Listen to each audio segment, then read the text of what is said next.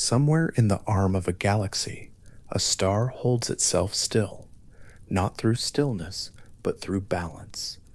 At every point within it, the outward press of heat and light pushing away from the core meets the inward weight of the star pressing down, and the two forces sit against each other in a long, steady equilibrium that can last for millions of years. From the outside, the star looks simply bright. From inside, it is a place of continuous ancient negotiation between fire and gravity, each holding the other in check, neither winning, neither relenting. The star is about 30 times the mass of our own sun. It burns blue-white and hot, a brightness that would drown out everything else in its neighborhood. At its core, hydrogen atoms, the simplest matter in the universe, are pressed so tightly together by the weight of everything above them that they fuse. 4 hydrogen nuclei become one helium nucleus. The mass of that helium is very slightly less than the mass of the 4 hydrogen atoms that combine to make it. That small difference, that tiny remainder of missing matter, is released as energy. This is the relationship Albert Einstein described when he wrote that energy and mass are the same substance in different forms, and that even a small reduction in mass releases an enormous quantity of energy when multiplied by the speed of light squared. In the core of a massive star, that conversion runs continuously, day and night, across millions of years, and the energy it releases flows outward as radiation, pushing against the star's gravity from the inside, keeping the whole enormous structure inflated and luminous and alive. This balance has a name.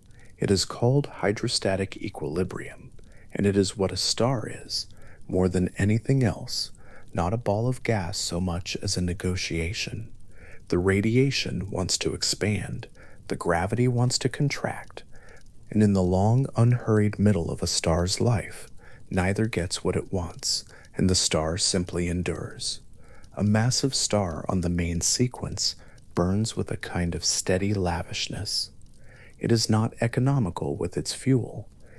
The more massive the star, the more intensely gravity squeezes the core, the hotter the core burns, and the faster it consumes its hydrogen.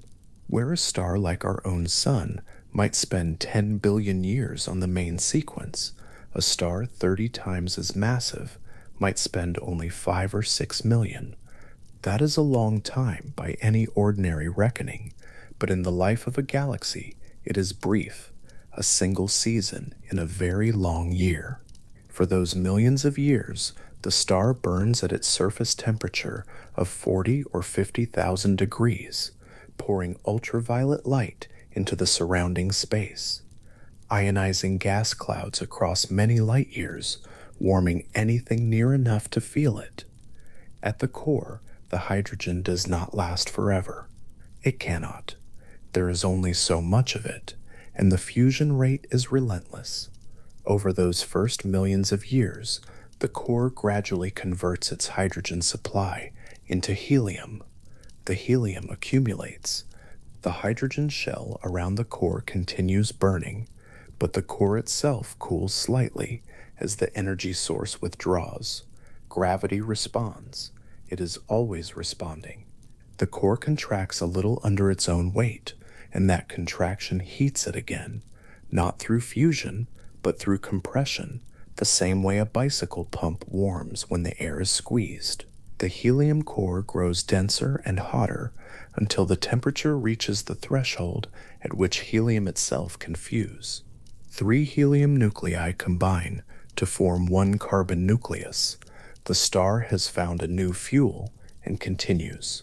This is the shape of a massive star's middle age, not a single process, but a layered one, shells of burning nested around a contracting core, each shell burning a fuel that was the ash of the shell above it, hydrogen burning in the outermost shell, helium burning inside that.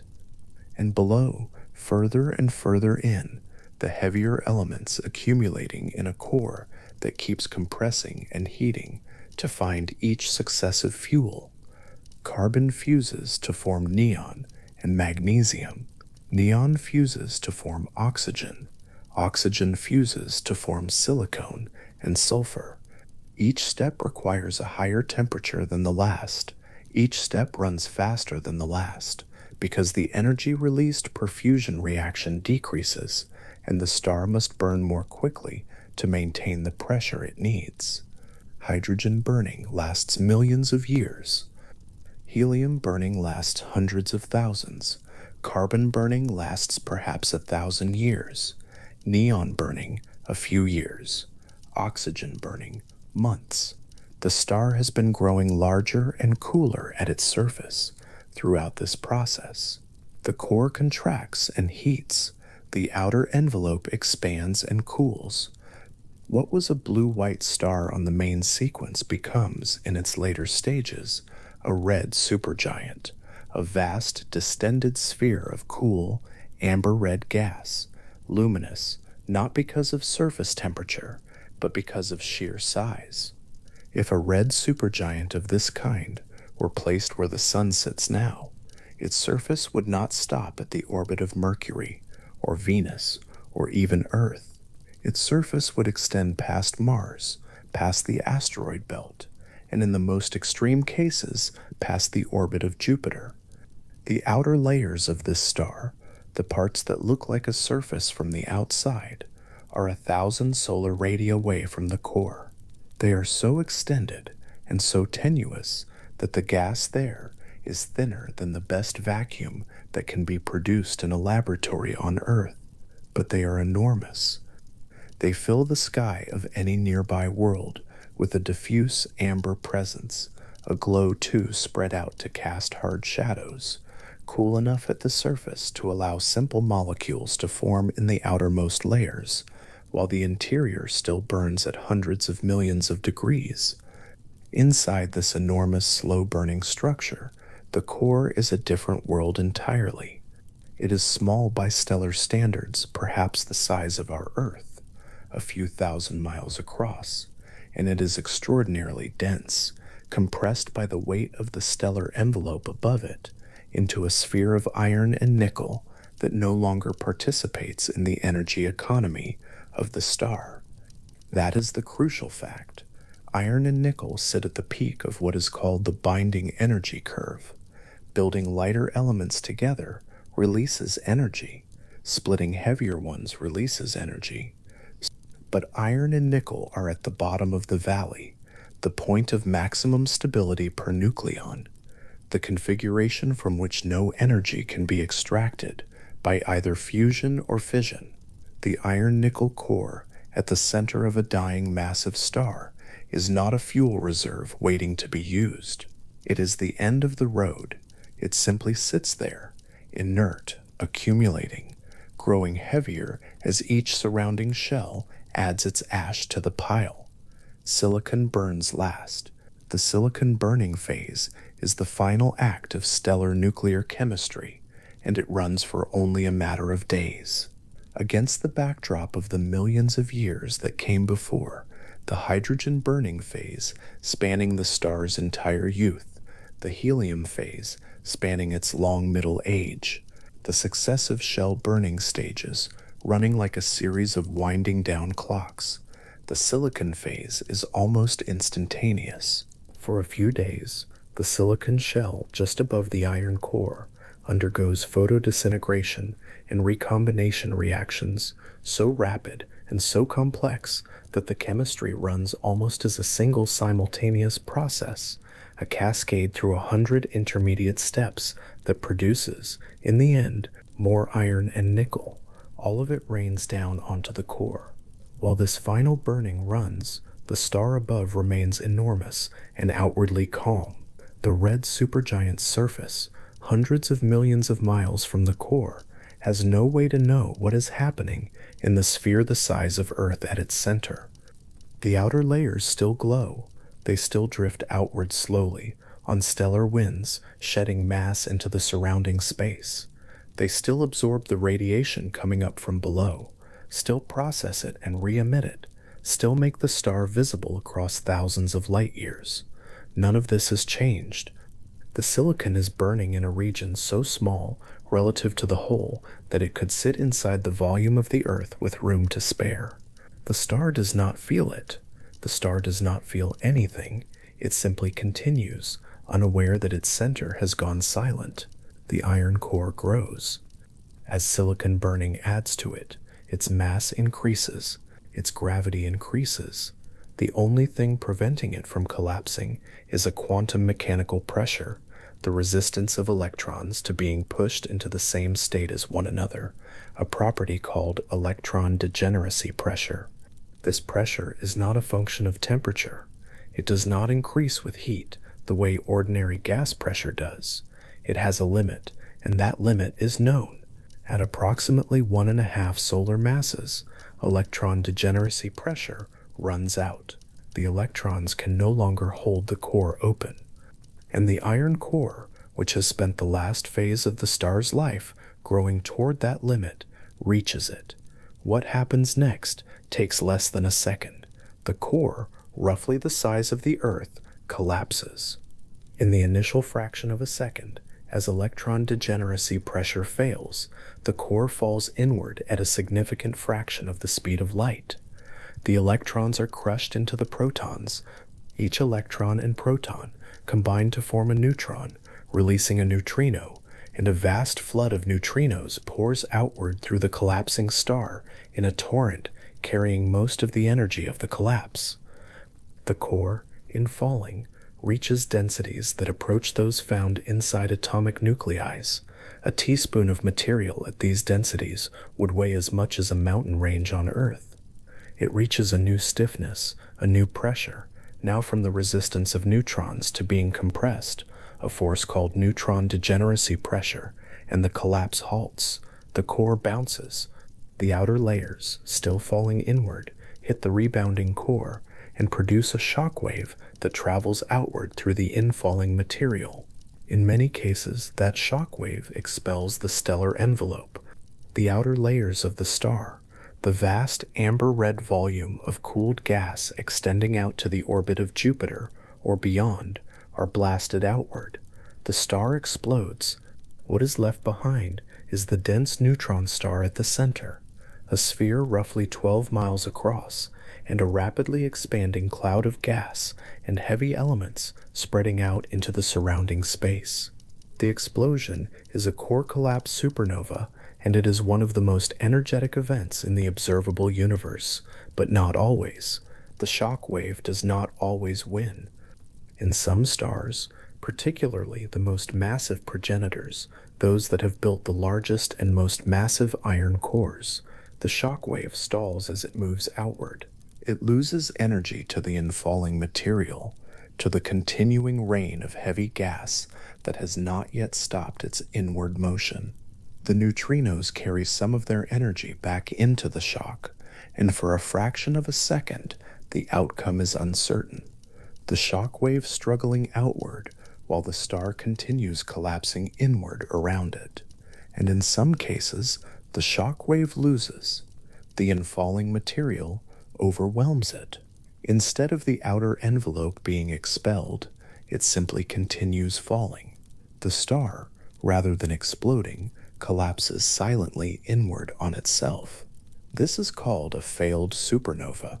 From the outside, from any telescope watching that part of the sky, the event barely registers. There is no burst of light. There is no sudden brightening. The star, which has been visible for millions of years, simply dims. Over the course of days or weeks, its light fades, not the way an exploding star fades, the rapid rise and slow decline of a supernova light curve, but simply down, quietly, without ceremony. The infrared and radio signatures shift. The star is less, and then it is gone. A place in the sky where a massive luminous star stood for millions of years becomes empty, an absence among the other stars, a gap in the pattern that no one would notice unless they had been watching carefully. In the year 2009, a team watching a nearby galaxy noticed that a massive star had done exactly this. One survey image showed the star. The next, taken months later, showed nothing in its place. No supernova, no burst, no remnant glow, just absence. The star, a red supergiant perhaps 25 times the mass of the Sun, had collapsed directly into a black hole without producing the explosion that was supposed to follow. There are good reasons to think this is not rare. Among the most massive stars, those with iron cores that exceed what a neutron star can support, described by a mass limit known as the Tolman-Oppenheimer-Volkoff limit, at roughly 3 times the Sun's mass, the failed supernova may be the common fate. The iron core grows past the point that any neutron pressure can hold, and the collapse does not stop. It continues. The neutrons are crushed as the electrons were crushed before them, and this time there is no known force to halt it. The Tolman-Oppenheimer-Volkoff limit is a precise physical threshold.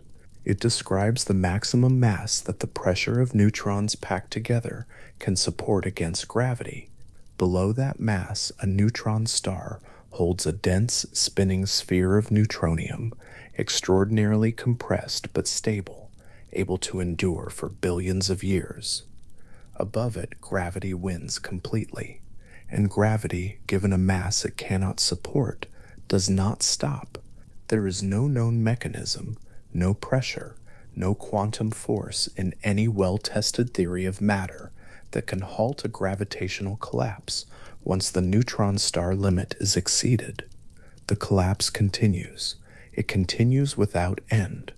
And what remains after such a collapse is a region of spacetime from which even light cannot escape, whose nature and interior structure belong to a later, quieter part of this account. For now, the important thing is the silence.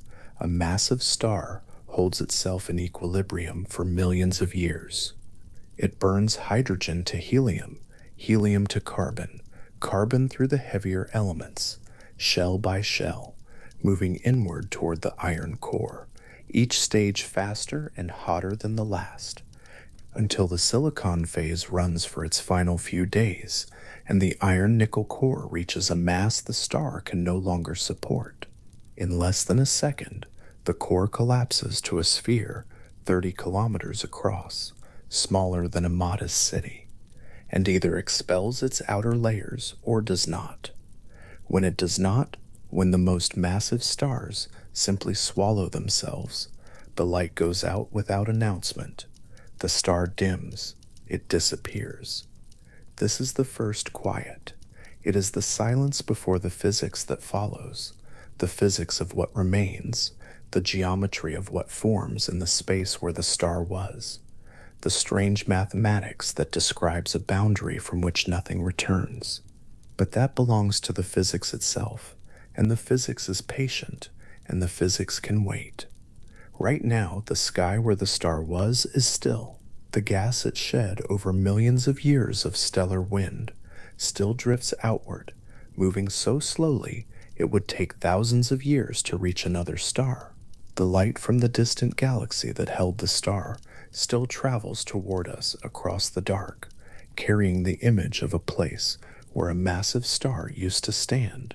That light set out millions of years ago, when the star was still in its middle age, still burning helium or carbon or neon, still large and luminous, still entirely unaware of what its core was slowly building toward.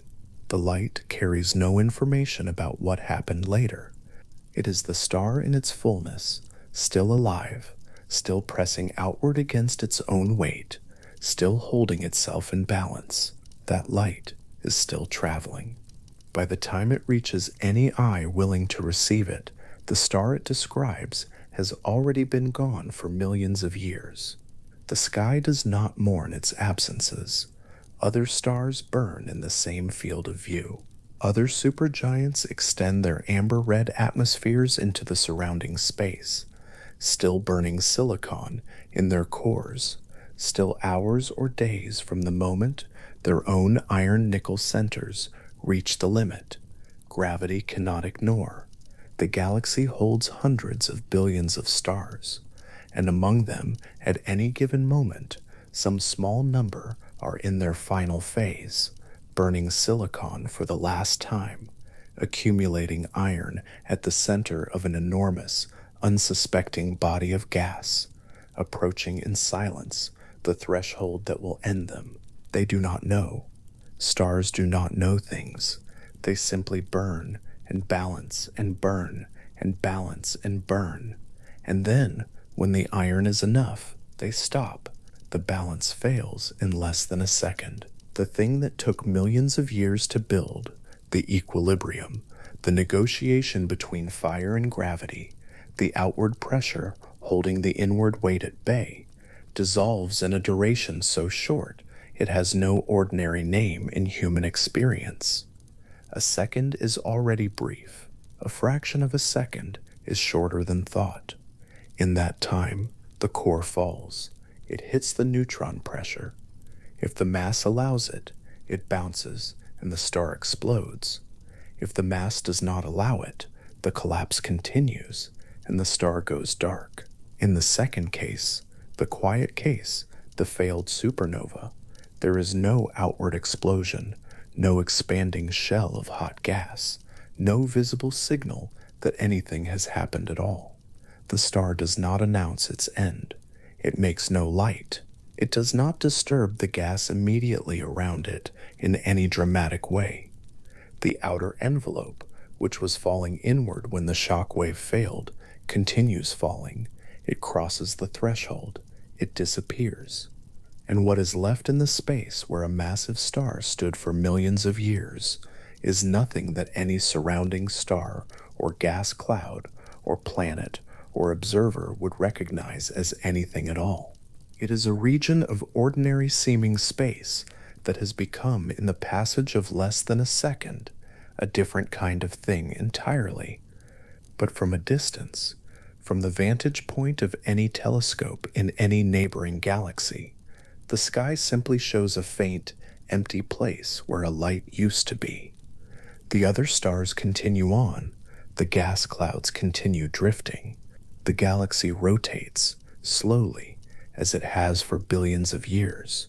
And somewhere in the dark, in a small volume of space that was until recently the core of an enormous red supergiant, the geometry of space-time has changed in a way that will not change back. There is no clock that marks it. There is no event that could be called an announcement. The star is gone, and in its place is something that does not emit, does not reflect, and does not move. It sits in the rotation of the galaxy the way any other mass would sit, pulled along by the gravitational field of the whole, orbiting nothing in particular, drawing nearby gas and dust very gently toward itself over long timescales.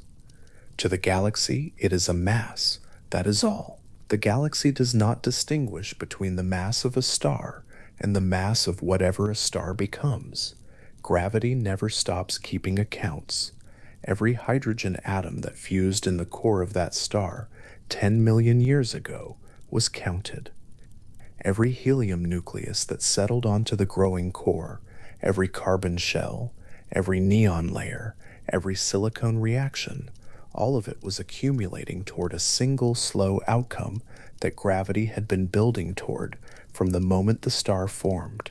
The balance held for millions of years, and it felt like permanence from the inside. The star did not know it was temporary. Stars are not temporary from their own point of view, if they had one. They are simply what they are, burning at the rate their mass requires, for as long as their fuel lasts. But gravity is more patient than fuel. The star that formed from a cloud of hydrogen and helium gas 20 million years ago, that spent its first millions of years as a brilliant blue-white main sequence object, that expanded through its later life into the vast, cool-surfaced red supergiant that filled a quarter of the inner solar system, if placed in ours, that burned its silicon for a few last days, while its outer layers remained vast and unknowing, That star is now an absence in a sky that has moved on. The gas it shed over its lifetime still drifts outward, seeded with carbon and oxygen and heavier elements, the chemical products of the nuclear burning that ran through all those stages. Some of that gas will cool and compress over millions of years into new clouds. Some of those clouds will collapse under their own gravity into new stars. Some of those stars will have planets. Some of those planets may have surfaces on which the carbon and oxygen and iron that this star made in its core will become soil, water, the mineral structures of rock. The matter of the star does not disappear. It disperses. It continues. It finds new forms. Only the core is gone from this accounting. The iron-nickel sphere that sat inert at the center, that could not burn and could not release its weight, that collapsed in less than a second into something smaller than a city, and then continued collapsing further. That part of the star's mass has passed through a threshold that no matter returns from. It has gone somewhere that the word somewhere does not quite apply. And what it has become and what it is like on the far side of the boundary it created is a subject that the physics of the 20th century took decades to begin to understand, and that the physics of this century has not yet finished. The night sky holds its silences without comment. Somewhere in the direction of a constellation visible in autumn, at a distance of thousands of light years, a faint smear of light in the background might be a galaxy that held, some millions of years ago, a red supergiant near the end of its silicon-burning phase. The light reaching any eye looking in that direction now set out before the star reached its final days. The star in those photons is still alive, still enormous, still burning, still in balance. The collapse has already happened at the source.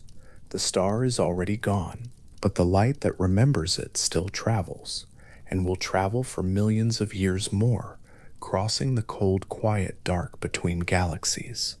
There is something restful in the separation between the light that travels and the event it can no longer describe. The light carries its message faithfully, without knowing that the source has changed. It does not know that the star it left behind is no longer there.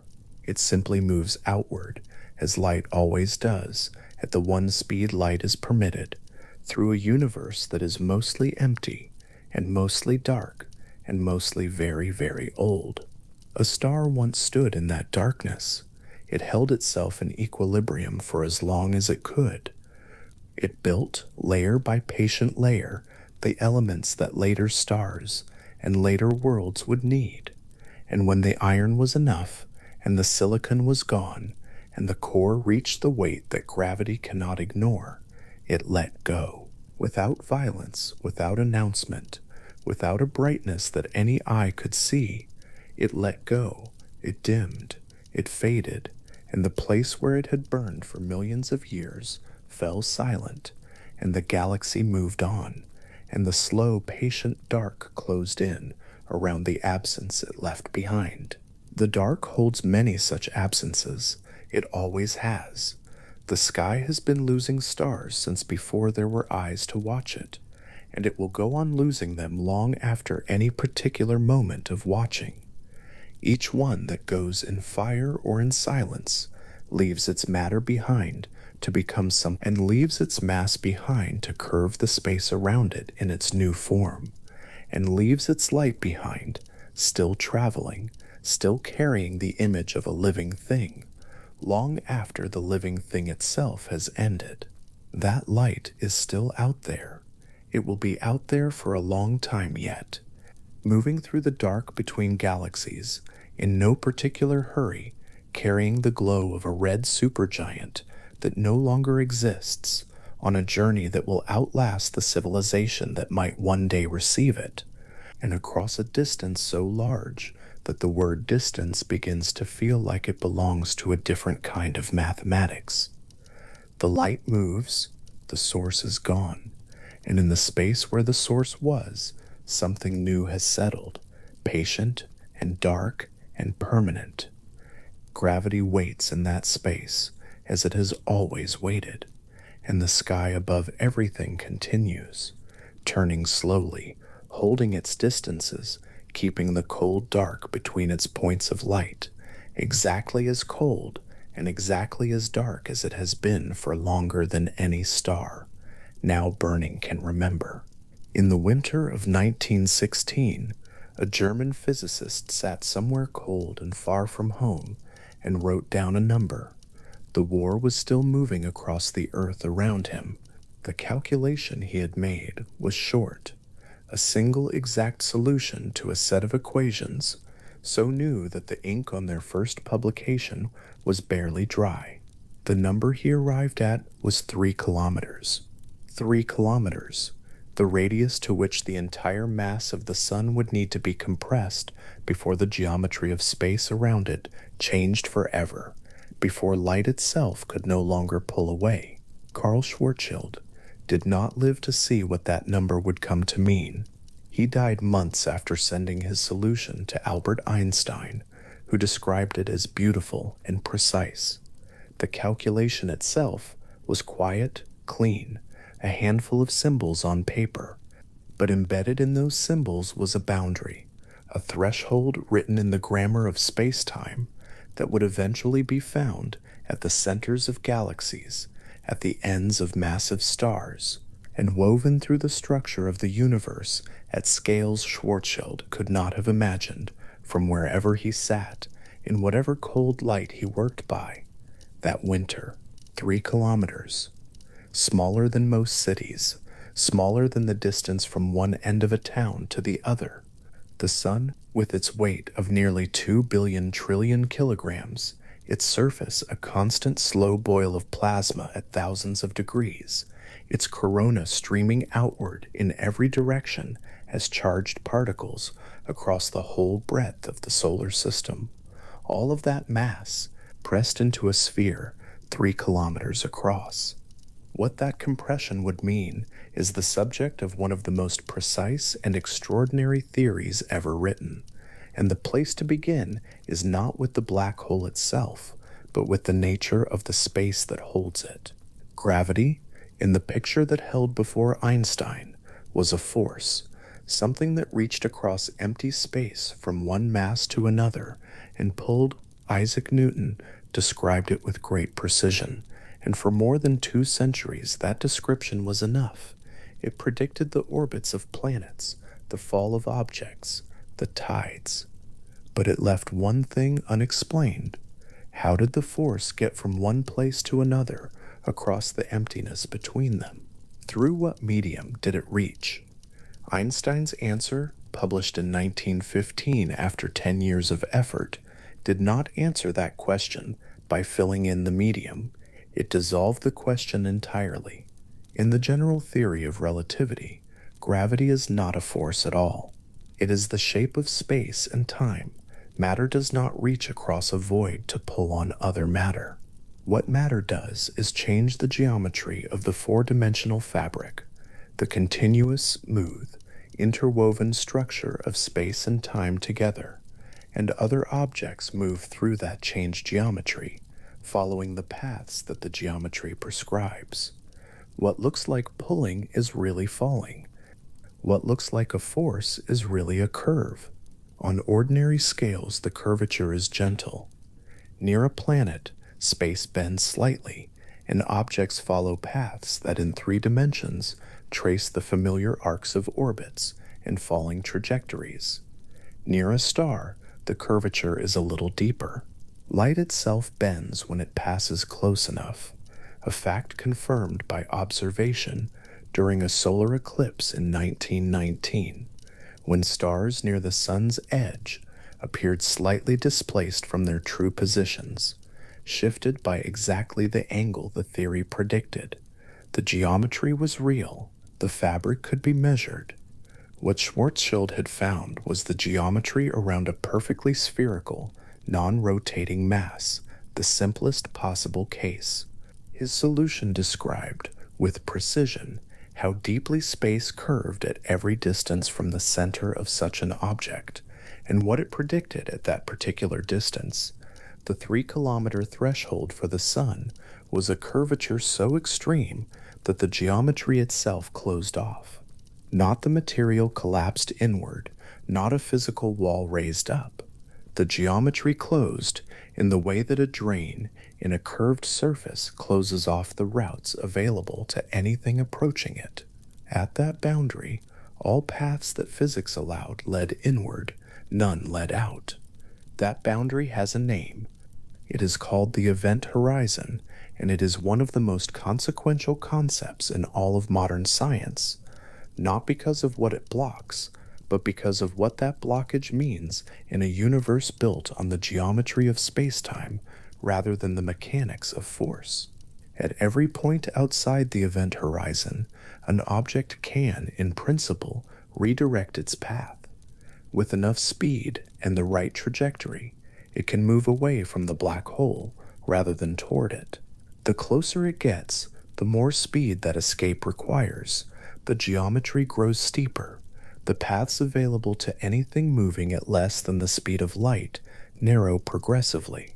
At a distance of roughly 1.5 times the Schwarzschild radius, even light cannot follow a path that leads outward while remaining at the same distance. Below that shell, every path that obeys the geometry curves inward.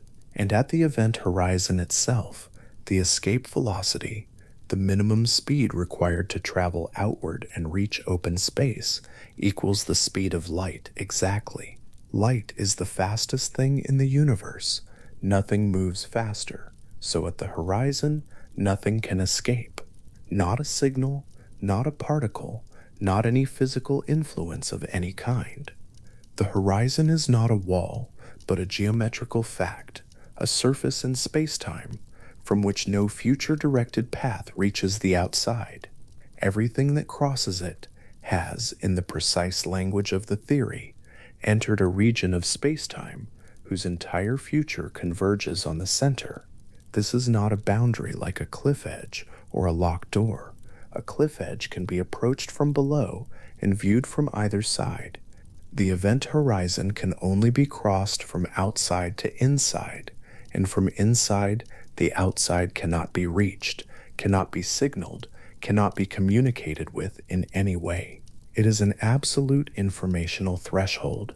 Whatever happens beyond it stays beyond it, not because the information is hidden, but because the geometry that would carry it out does not exist. The Sun, to be clear, has no event horizon. The Sun is not a black hole and will never become one. Its mass is distributed across a sphere nearly 1.5 million kilometers wide, and at every point on its surface, far outside any Schwarzschild radius, the curvature of spacetime is modest, familiar, survivable. The 3-kilometer threshold is purely hypothetical for the Sun, a calculation describing what would happen if, somehow, all that mass were crushed down past the point where any pressure could hold it, which it will not be. The Sun is too light for that ending. But there is another version of this calculation that is easier to hold in the hand. The Earth, the entire mass of the Earth, every continent, every ocean, every layer of mantle and core, the iron and silicate, and water and air, compressed until it fits inside a sphere roughly 9 millimeters across, the size of a marble, a small sphere held between 2 fingers that would have replaced a planet. At that compression, the geometry around the Earth would close the same way, and the boundary would form at 9 millimeters from the center.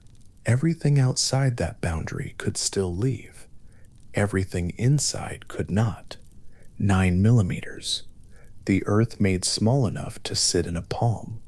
The number is not presented to shock. It is presented because the Schwarzschild radius of a familiar object makes the scale of the geometry feel real in a way that the abstraction does not.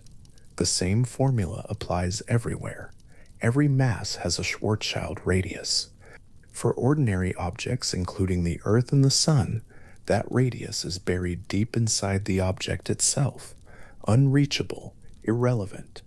Black holes are the objects where gravity has compressed the mass past its own threshold, and the horizon has emerged into the world. The formula itself is a clean thing. The Schwarzschild radius equals 2 times Newton's gravitational constant, multiplied by the mass, divided by the square of the speed of light. 3 quantities: gravity's strength, the mass, the speed of light. The relationship between them says something about the structure of the universe, that the same constant governing a falling apple, the same constant present in every orbit and every tide, is the same constant that draws the boundary inside which space and time reorganize themselves completely. Gravity, pressed far enough, stops being a story about motion and becomes a story about geometry. Einstein had not expected his equations to yield an exact solution so quickly. He expected the mathematics to be intractable. The field equations were 10 coupled nonlinear partial differential equations, interleaved and complex, and finding a closed-form answer seemed remote. Schwarzschild's derivation arrived in the mail while Einstein was still absorbing the fact that his theory was complete, and the precision of it, the way it emerged whole and exact from the machinery of general relativity, was its own kind of evidence that the theory was pointing at something true. The solution fit the equations the way a key fits a lock, which is to say, it fit because the lock was always that shape, and the solution was always waiting there in the mathematics before anyone had looked.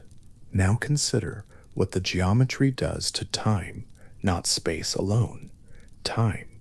In the framework of general relativity, space and time are not separate. They are woven into a single fabric, and the curvature that affects one also affects the other. Near a massive object, clocks run slower. This is not an illusion or a limitation of measurement. It is a real feature of space-time geometry. Time itself passes more slowly in a region of stronger gravitational curvature. On the surface of the Earth, clocks tick slightly more slowly than they do in orbit. The difference is tiny, a few microseconds per day, but real enough that satellite navigation systems must account for it, or they would accumulate errors that made them useless within hours. Near a black hole, the slowing is not tiny.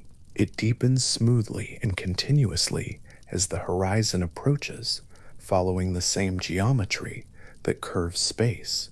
At the horizon, time dilation becomes not just large, but in the reference frame of an observer watching from far away, effectively infinite. The picture this produces is one of the strangest in physics, and it is entirely real. Imagine a clock, any clock, a pocket watch, a heartbeat, a vibrating atom falling freely toward the event horizon of a black hole.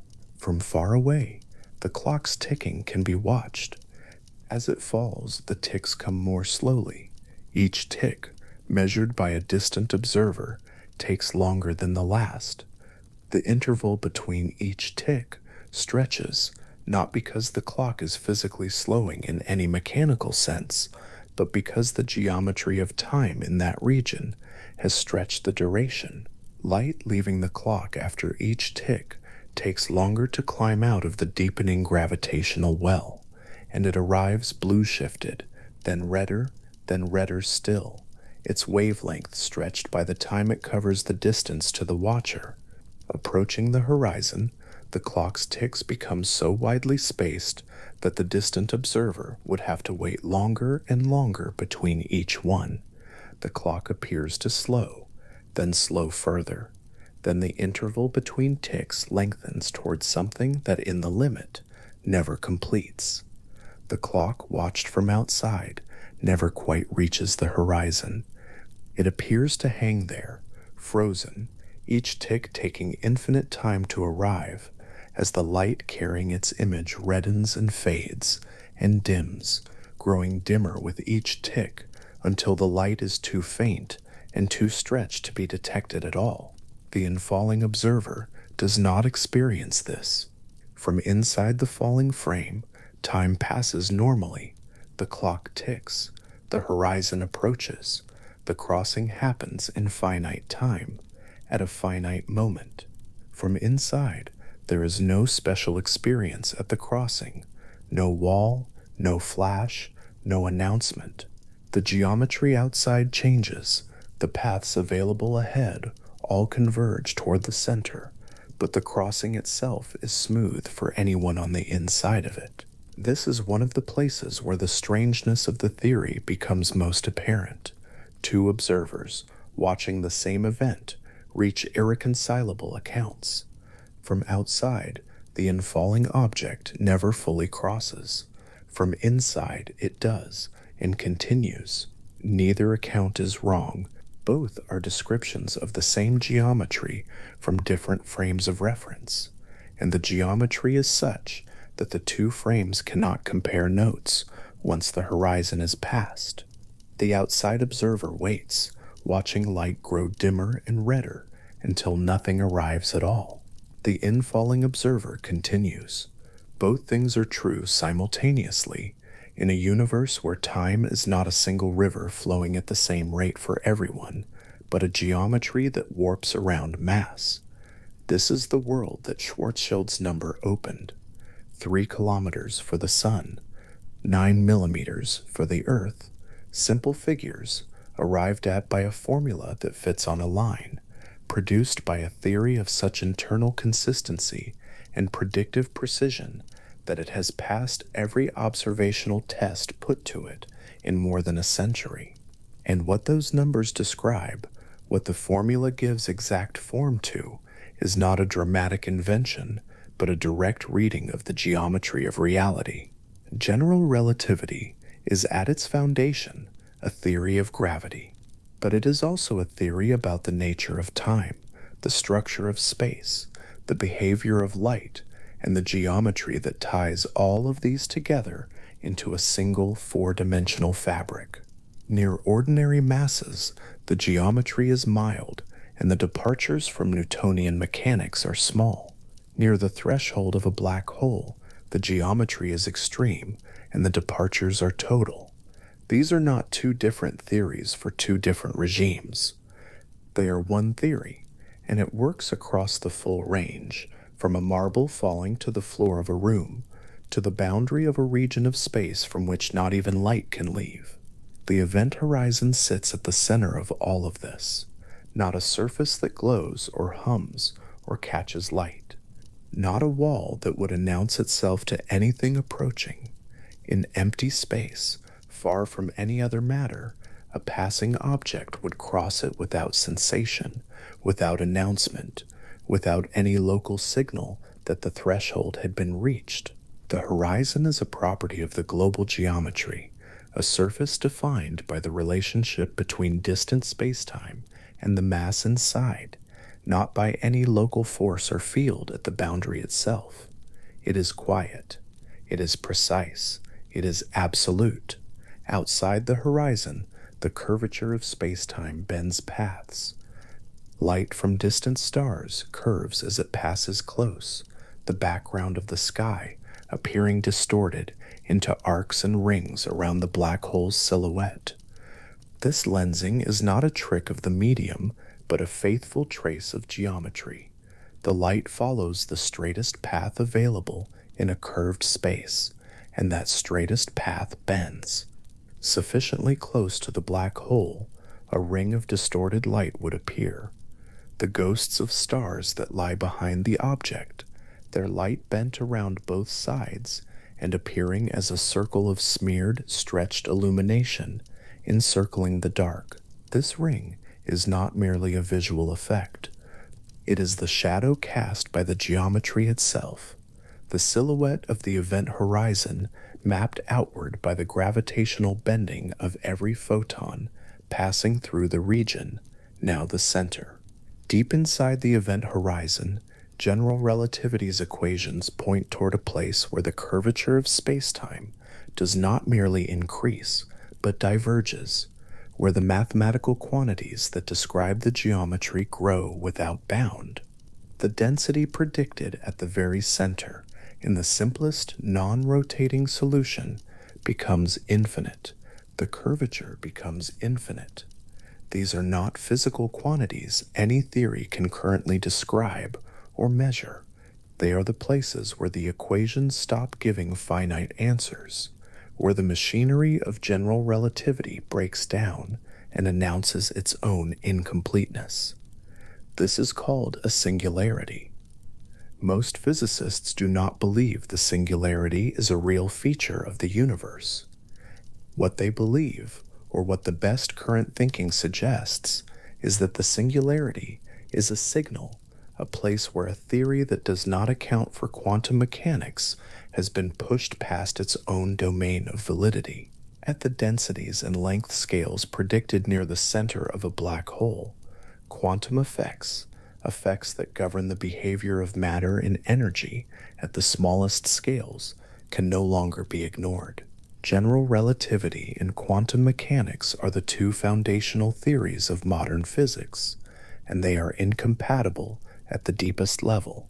A complete theory that unifies them would almost certainly describe the interior of a black hole differently than general relativity does alone.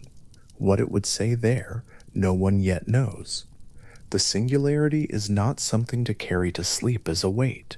It is better understood as a door, a place where the current map ends, not because the territory ends, but because the map is not yet complete.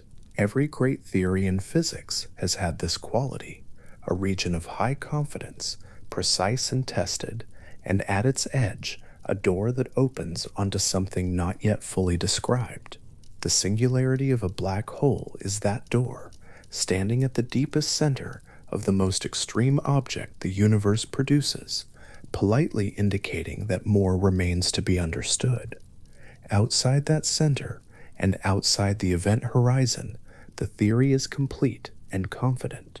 The geometry of the Schwarzschild solution describes a spacetime that is smooth outside the horizon, consistent and well-behaved, in agreement with every measurement made of gravitational phenomena, at distances where the measurements can be made.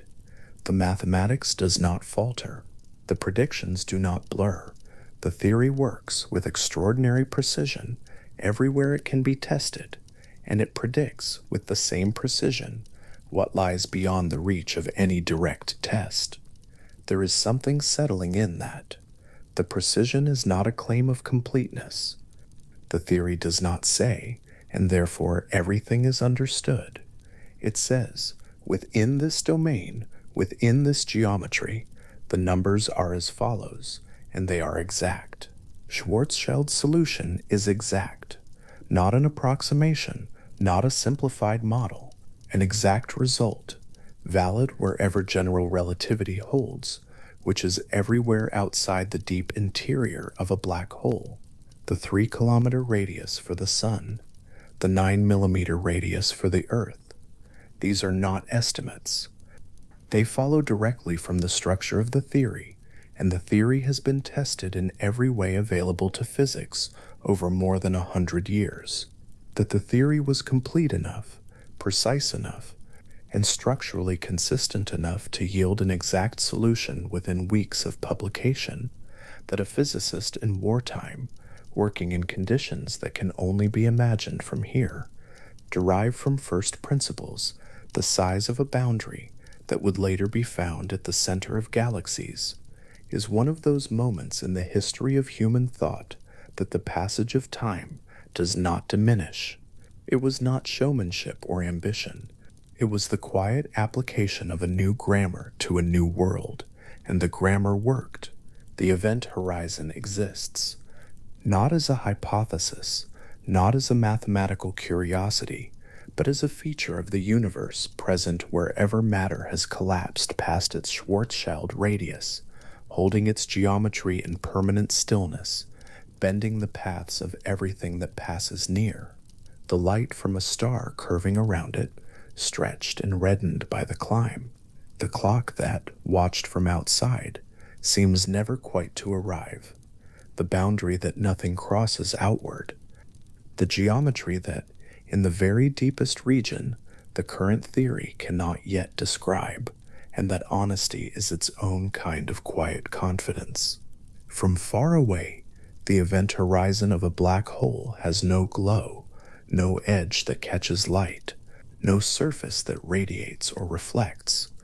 It is defined entirely by the paths that light and matter do not take, by absence, by constraint, by the closing of options. Its presence is known by what is missing, the stars behind it that do not appear where they should, bent instead into arcs and rings around the periphery. The dim red trace of light that once emitted near the boundary arrives stretched to the point of near invisibility, the clock falling, whose ticks lengthen towards silence. And in that silence, in the stretched and dimming light of an infalling object that, from the outside, seems to slow and stop at the boundary and remain there forever, fading, there is a kind of pause that has no counterpart in ordinary experience. Time, which usually proceeds in one direction at one rate for everyone observing the same event, here pulls apart. The infalling world continues, out of view. The outside world watches light that grows quieter and quieter, thinning toward nothing, leaving at last only the dark sphere of the horizon and the bent stars around it. Not stopped, not destroyed, simply beyond, in a geometry that converges on its own center, in a part of the universe that shares no future with the outside, shaped by a formula written in a cold room more than 100 years ago, in 3 kilometers, in a curve of spacetime that holds and holds and holds. The boundary does not move. It does not expand or announce itself. It simply sits at the edge of what is reachable from outside, and the light that once fell toward it ages in the space between, stretched by time dilation into longer and longer wavelengths, dimming as it spreads across the distance, carrying with it the last signals of a world that has passed through to the other side.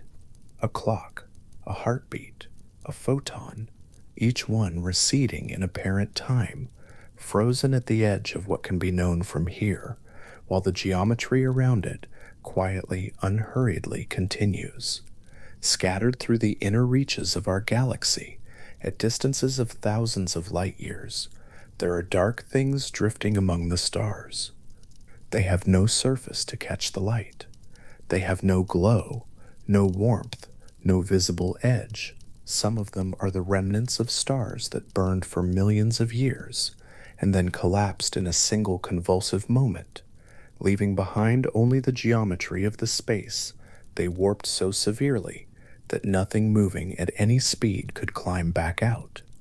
They are quiet, they are far, and there are likely tens of millions of them in this galaxy alone, spread through the disk and the halo, moving in slow, wide orbits around the galactic center, as ordinary in their way as the stars they once were. These are the stellar mass black holes, the smallest and most common kind, formed from the deaths of stars, large enough to overwhelm every force that might have held them up. Most carry a mass somewhere between 3 and 100 times the mass of the Sun, compressed into a region so small that if one floated in open space, it would be invisible against the field of stars behind it. Their gravity bends light, and that bending is how some of them are found, not by seeing the black hole itself, but by watching what it does to everything near it, the slow distortion of starlight, the acceleration of orbiting gas, the drawn out in spiral of a companion star being gently consumed. They make themselves known by their effects, the way a stone beneath still water makes itself known only by the rings spreading outward from where it sits. One of the clearest examples sits inside a binary system roughly 6,000 light-years away, in the direction of the constellation Cygnus. There is a blue supergiant there, a massive, luminous star, burning fast and hot and bright, and beside it, invisible, something pulling at it with quiet insistence. The gas on the near side of the supergiant feels a tug that the far side does not. Over time, long arcs of hot plasma are drawn away from the star's outer layers and stream across the space between them, spiraling inward toward the dark companion, growing hotter as they go. The X-rays that plasma radiates as it falls were detected from Earth in the early 1970s, and what caused them has a mass of roughly 21 times the mass of the Sun, far too heavy to be any known stellar remnant other than a black hole. The system carries the name Cygnus X1, the first X-ray source identified in that part of the sky, and it remains one of the most studied of its kind. The blue supergiant orbits the invisible object in a period of about 5.5 days. From the surface of that star, the dark companion would appear as nothing. No disk, no point of light, not even a silhouette against a background bright enough to show one. Its presence would be felt only as a pull, a direction toward which the stolen gas accelerates and disappears, and a faint shimmer where the falling matter heats itself against nothing on the way down. The star loses mass slowly, steadily, across geological spans of time, feeding something that returns none of it. Cygnus X1 is one of many such pairings. Across the galaxy, stellar mass black holes and binary systems continue to draw material from companion stars, heating it, compressing it, and in some cases, launching narrow beams of plasma outward at nearly the speed of light. They are not rare events. They are a quiet population, part of the regular inventory of what this galaxy contains. Alongside the living stars and the cooling white dwarfs and the spinning neutron stars, the stellar mass black holes drift and accumulate, each one a compressed record of a stellar death that happened millions or billions of years ago. Some black holes, though, are not stellar mass at all. They are so much more massive that comparison requires a different frame entirely. At the center of almost every large galaxy, there is thought to sit a single black hole whose mass runs from 1,000,000 to tens of billions of times the mass of the Sun. These are the supermassive black holes, and they are not the remains of any single star. Their formation is still a subject of open investigation, whether they grew from smaller seeds that merged and accreted over billions of years, or whether some collapsed directly in the early universe from vast clouds of primordial gas, is a question with evidence on several sides and no settled answer yet. What is known is that they are there. The evidence for their presence at the centers of galaxies is now extensive.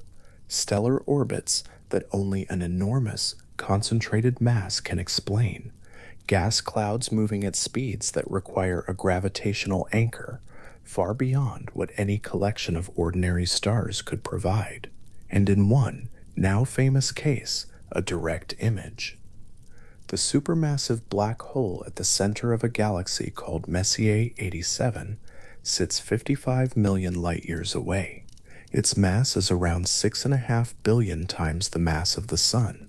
In the spring of 2019, Vermeider Wana Gold War for Mabel Hunfrastar, det 2012 inte valpals the path to els human hurg, but the Kate Smeful topped is at Spitz a global network of radio telescopes linked together to form an instrument, roughly the diameter of Earth, managed to resolve the glow of heated gas surrounding it, a ring of orange light around a central darkness, the shadow of the event horizon projected against the bright plasma behind it.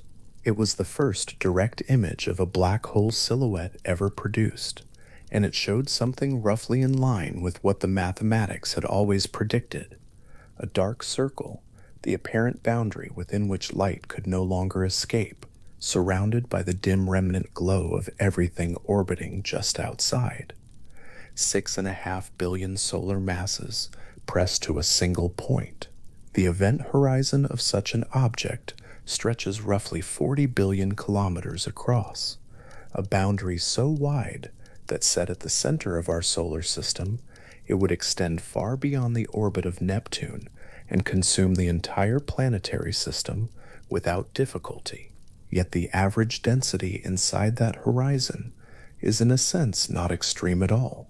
Spread across the volume it encloses, the mass works out to less dense than air. This is one of the stranger properties of the very largest black holes. Their defining boundary is not a place of crushing density, but simply a threshold of geometry, a surface of no return, marked not by anything physical, but by the way the paths of light are bent. Far beyond Messier 87, out near the edge of the observable universe, there are objects still more massive. The black hole designated TON 618 carries a mass of approximately 66 billion times that of the Sun. It sits more than 10 billion light years away, meaning the light that reveals it left before the Earth existed. Its event horizon spans roughly 197 billion kilometers, a distance that, to cross at the speed of light, would require over 18 hours.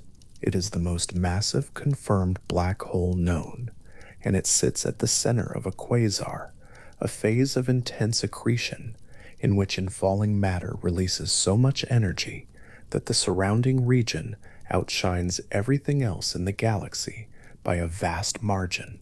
The black hole itself remains invisible. What can be seen is only the blazing consequence of what falls toward it. Between the stellar mass remnants scattered through the galactic disk and the supermassive giants anchoring galactic cores, there is a middle range, a population whose existence has long been implied and only recently confirmed. Black holes with masses between roughly 100 and 100,000 times that of the Sun are called intermediate mass, and for a long time they were the least observed category, present in theory, but scarce in the detection record. Dense, ancient clusters of stars, the globular clusters, spherical and tight, containing hundreds of thousands of stars packed into a region only 100 or so light years across, had long been suspected to harbor intermediate mass black holes at their centers, detectable perhaps by the slight acceleration of stars in the innermost regions, moving just a little faster than the surrounding stellar mass alone could explain. A globular cluster seen from outside is a soft blur of accumulated starlight, roughly spherical, compressed toward the center. The older ones have been gravitationally bound together for 10 billion years or more, slowly rotating, slowly losing their outermost members to tidal stripping by the galaxy. Inside, toward the core, the density of stars is high enough that stellar collisions and close gravitational encounters occur on timescales short by cosmic standards. A black hole sitting at the center of such a cluster would gradually accumulate mass through these encounters, merging with compact remnants, absorbing stellar debris, growing heavier by small increments across the long quiet eons. Its influence on the motions of nearby stars would be subtle, a slight deviation from what gravity from the visible stars alone would predict, and that deviation can in principle be detected, though it requires careful measurement. Stronger evidence came from a different direction.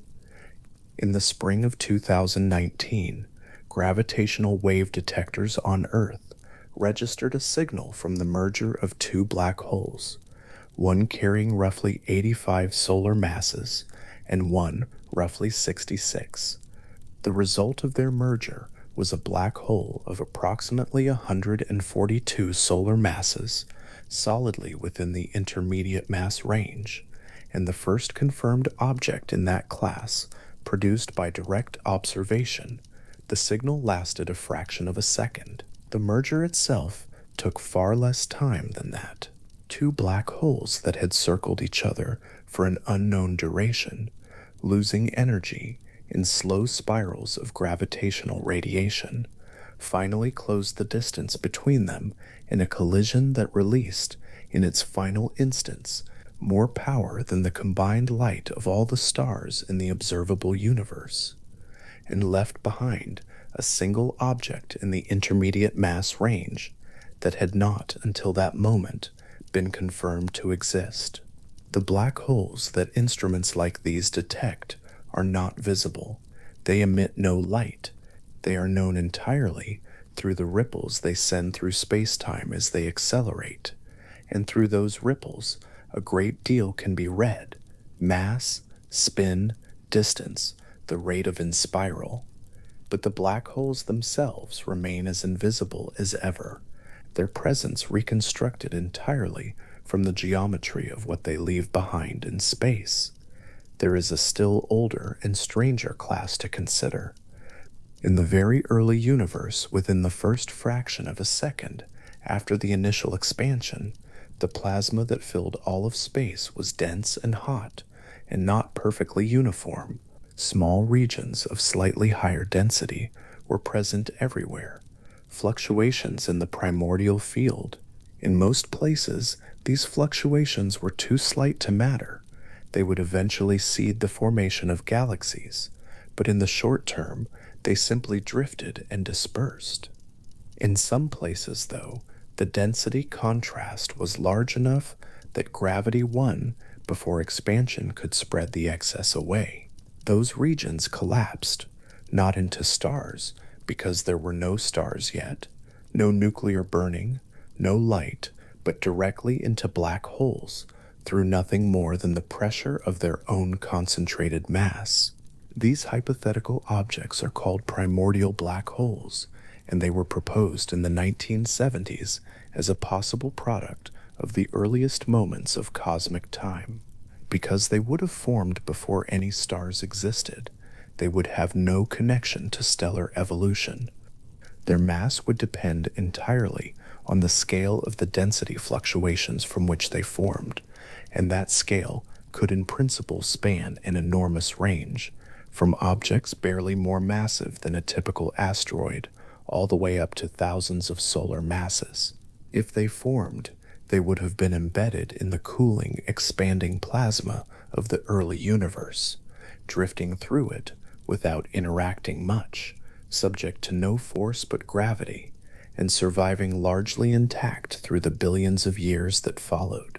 Whether primordial black holes exist is still an open question. The density fluctuations required to produce them would have had to be unusually large compared to the average, and whether the conditions of the very early universe allowed for fluctuations of that magnitude in the right distribution is something that depends on the physics of that period, which is not completely understood. There are observational constraints, regions of mass and formation time, where primordial black holes cannot exist in large numbers without producing effects that have not been observed. But there remain open windows, ranges of mass and abundance, where they could exist in significant numbers without contradicting anything measured so far. What makes primordial black holes particularly intriguing is what they might be made of in the cosmic inventory.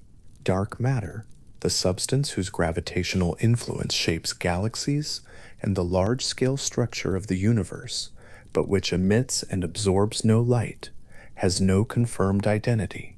Primordial black holes, if they exist in sufficient numbers and with masses in the right range, could constitute some portion of the dark matter, accounting for some fraction of the gravitational influence attributed to it.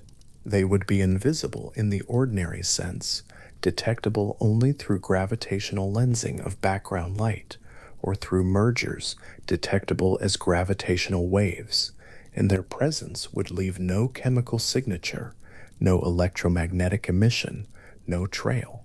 They would be, in the most literal sense, dark. The idea that the dark matter, the invisible scaffold around which all visible structure in the universe is built, might in part consist of black holes, is not settled. There are strong constraints from detailed observations of gravitational lensing surveys and from the properties of the early universe, but the window has not been fully closed, and in the parts of the mass range still available, the question remains genuinely open. The universe may contain spread through its dark matter halos and diffuse throughout its large-scale structure, a population of black holes that predate any star, that formed in the first moments of time from density fluctuations in a plasma too hot for atoms, moving through the cosmos for more than 13 billion years without interacting with anything except through gravity. Now consider the black holes that spin. Most real black holes are thought to rotate. This is a consequence of the rotation already present in the material from which they formed, angular momentum that cannot simply disappear, only concentrate as the material collapses inward. A black hole that carries no spin is described by one set of equations. A black hole that spins is described by another, derived in 1963 by a mathematician named Roy Kerr, and the difference between the two is not merely technical. Spin changes the geometry of the space surrounding the black hole in a way that has no analog in ordinary gravitational physics. Outside a spinning black hole, beyond its event horizon, there is a region where the rotation of the black hole drags spacetime itself in the direction of its spin. This is not a metaphor. Spacetime in that region is moving, flowing, in a sense like a current, carrying everything within it around in the direction the black hole turns. An object that tried to remain stationary inside this region, pointing its engines directly against the flow, would find that no matter how much thrust it applied, the spacetime it sat in would continue to carry it around. It could not remain still relative to the distant stars. The rotation of the black hole would impose itself on everything in that zone, the way a river imposes its motion on anything floating in it, regardless of how that thing is oriented. This region is the ergosphere, and it extends outside the event horizon, meaning that in principle, an object could enter it and escape. Kerr's solution to Einstein's equations also revealed that the geometry of a spinning black hole is not spherically symmetric, the way the geometry of a non-rotating one is. The event horizon of a spinning black hole is slightly oblate, compressed along the rotation axis, wider at the equator, and the ergosphere bulges outward beyond it in a shape that reflects the distortion the spin imparts to surrounding space. The faster the spin, the more pronounced the distortion. The most rapidly spinning black holes thought to exist have spin parameters close to the theoretical maximum, where the horizon and the ergosphere are nearly coincident, and the dragging of spacetime in the surrounding region is at its most extreme. Measurements of black hole spin are done through the properties of the radiation that infalling material emits as it orbits. The innermost edge of the orbit that stable matter can maintain depends on how fast the black hole rotates. For a non-rotating black hole, it sits at a fixed distance from the center, but for a spinning one, it can move much closer in the direction of the spin. Material at that innermost edge is hotter and radiates differently than material at a more distant orbit, and by analyzing the spectrum of X-rays from accreting black holes, the spin parameter can be estimated. Many of those measured carry spin well above the midpoint of the possible range. Some are thought to be spinning at more than 90% of the maximum rate, their ergospheres extending significantly beyond their horizons, the surrounding spacetime wound tight in the direction of their rotation. A maximally spinning Kerr black hole is the most dynamically active configuration a black hole can occupy. The spacetime around it is not still and symmetrical, but in constant motion, oblate and twisted, the frame dragging effect strongest near the equator and diminishing with distance. The ergosphere lies like an invisible, bulging shell between the event horizon and the outer space, where the dragging is too faint to be overwhelming. Objects that fall into the ergosphere at just the right angles could, in principle, extract energy from the black hole's rotation, not by reaching into the event horizon, but simply by using the differential between infalling and outgoing pieces of matter in the dragged flow region, one piece falling in, carrying negative energy in the black hole's rotating frame, while the other escapes carrying more energy than the whole object brought in. This is not a violation of any conservation law. The extra energy comes from the spin of the black hole, which decreases slightly with each such extraction. Over enormous timescales, a spinning black hole losing energy this way would gradually slow. The universe, then, does not contain one kind of black hole, but many. It contains the quiet stellar remnants, dark and dense, distributed through the galactic disk at distances of thousands of light years. It contains the supermassive anchors at galactic centers, some of them tens of billions of solar masses, their event horizons spanning volumes larger than entire planetary systems. It contains, at intermediate scales, objects whose existence was long inferred and has now been confirmed, the products of stellar mergers in dense clusters, recorded in the stretching and compression of space itself, and perhaps in the oldest parts of the universe's history. In the first moments before any star had formed, it contains a scattered population of objects that arose from nothing but a slightly elevated density in a cooling plasma, invisible companions to the dark matter they may in part compose. Within any one of these populations, the individual black holes vary. They vary in mass, they vary in the rate at which they spin. Some accrete material actively, surrounded by hot spiraling disks and launching jets of plasma across millions of light years. Others drift in isolation through interstellar space, accreting nothing, emitting nothing, warping the light of whatever passes near them in a small, slow distortion that would require careful observation to detect.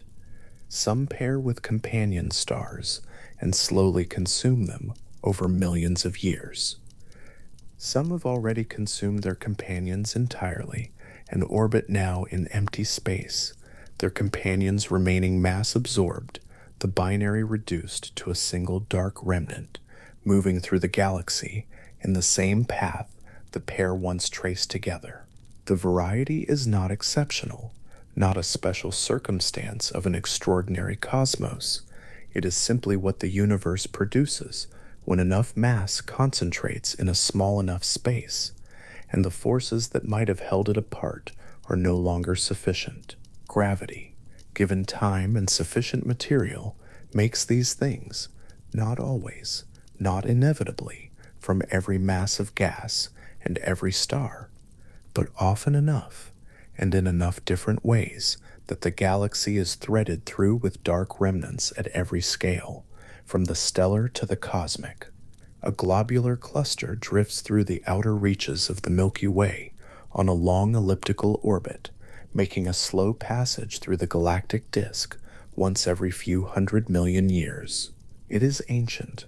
Its stars formed when the universe was young, and most of them have long since run through the hot part of their lives and cooled toward white dwarfs.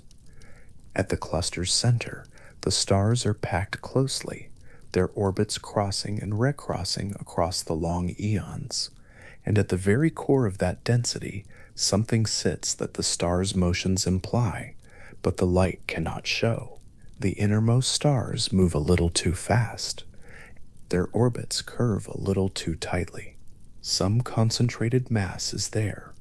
How concentrated, exactly how massive, is a number that takes years of careful observation to constrain. The cluster continues its slow orbit. The central mass, whatever it is, continues to hold the innermost stars in their quickened paths. In the direction of the constellation Virgo, 55 million light-years away, the galaxy Messier 87 extends through space as a vast elliptical cloud of hundreds of billions of stars, moving at slow galactic speeds around a common center. At that center, the plasma glows orange in the radio frequencies, a ring of heated material orbiting just outside the boundary from which light cannot return. The boundary itself is dark.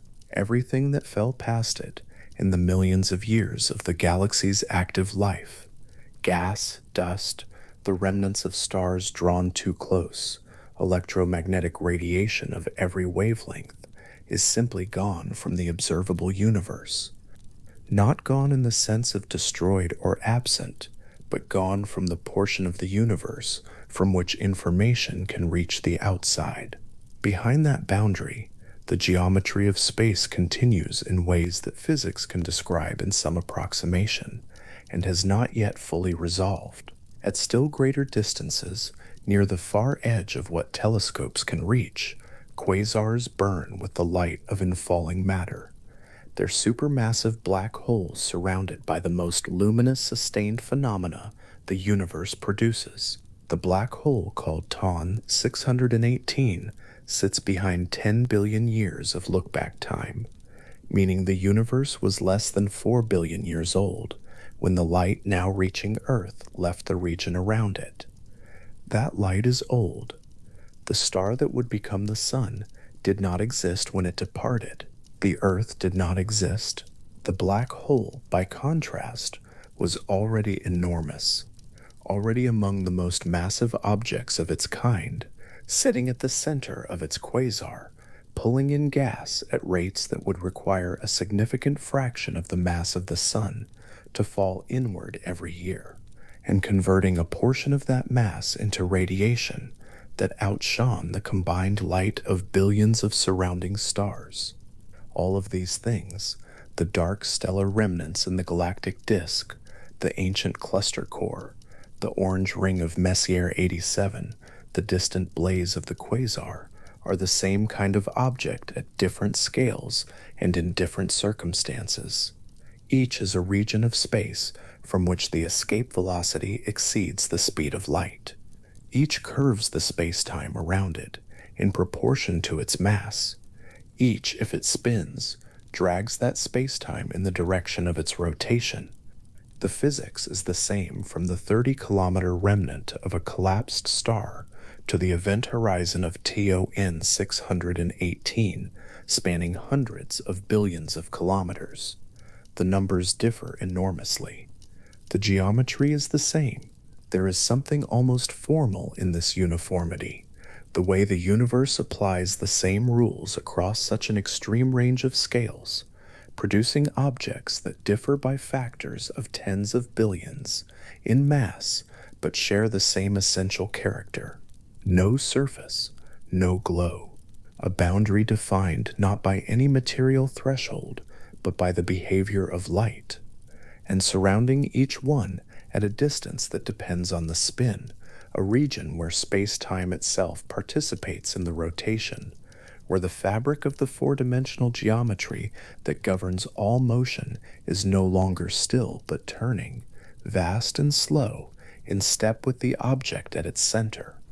A spinning black hole in the far reaches of a distant galaxy, accreting nothing, emitting nothing visible, carries its ergosphere through space like a silent feature of the local geometry, an invisible oblate region where space flows, where the dragging of the frame is strongest at the equator and fades with distance, and where an object entering with precisely the right trajectory could exit carrying more energy than it arrived with, leaving the black hole itself a fraction of a second of rotation slower, by an amount too small to measure across any human span of time. The black hole will continue to spin. The ergosphere will continue to turn with it. The geometry of the surrounding space will continue to reflect that rotation in its curvature, not violently, not with any outward sign, but in the paths that photons and particles must follow as they pass through, curved and redirected by the slow, vast torsion of a thing that has no surface to strike, no light to reveal it, no boundary a distant eye could see.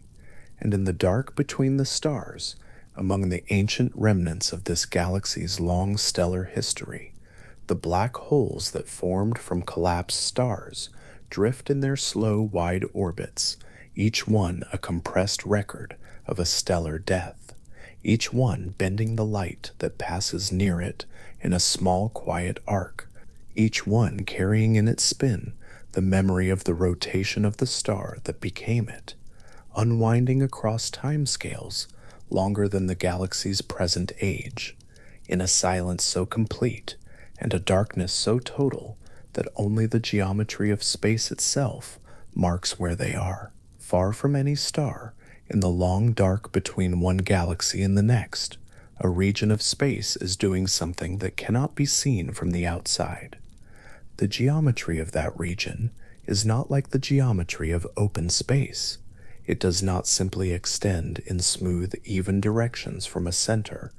It bends and bends more sharply as the center nears, and at a certain radius it does not bend any more, so much as it closes, folding the paths of everything, even the paths of light, back into itself. From the outside, nothing marks this boundary. No surface glows there. No wall turns a traveler back. The boundary is a property of geometry itself, drawn into the shape of space at a radius where escape has become impossible, and it is called the event horizon. The event horizon is not a place where anything unusual happens to an object crossing it. A traveler falling inward would feel no wall, hear no sound, detect no sudden change in temperature or pressure at the moment of crossing. The horizon is not a thing. It is a global property of the space-time around the black hole, a surface defined not by what it is made of, but by what becomes true on one side of it. On the far side, the direction toward the center is no longer a direction in space. It is a direction in time. The future points inward.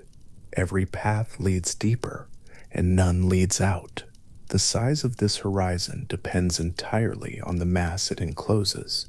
A black hole holding 10 times the mass of the Sun draws its horizon at a sphere roughly 30 kilometers across, a boundary smaller than many cities, enclosing a curvature so extreme that the light of all the stars beyond it bends and warps in the surrounding space for thousands of kilometers in every direction. That sphere drifts through space without a glow, without a surface, without a sound. Its presence is written only in the geometry it imposes on anything that comes near enough to feel it.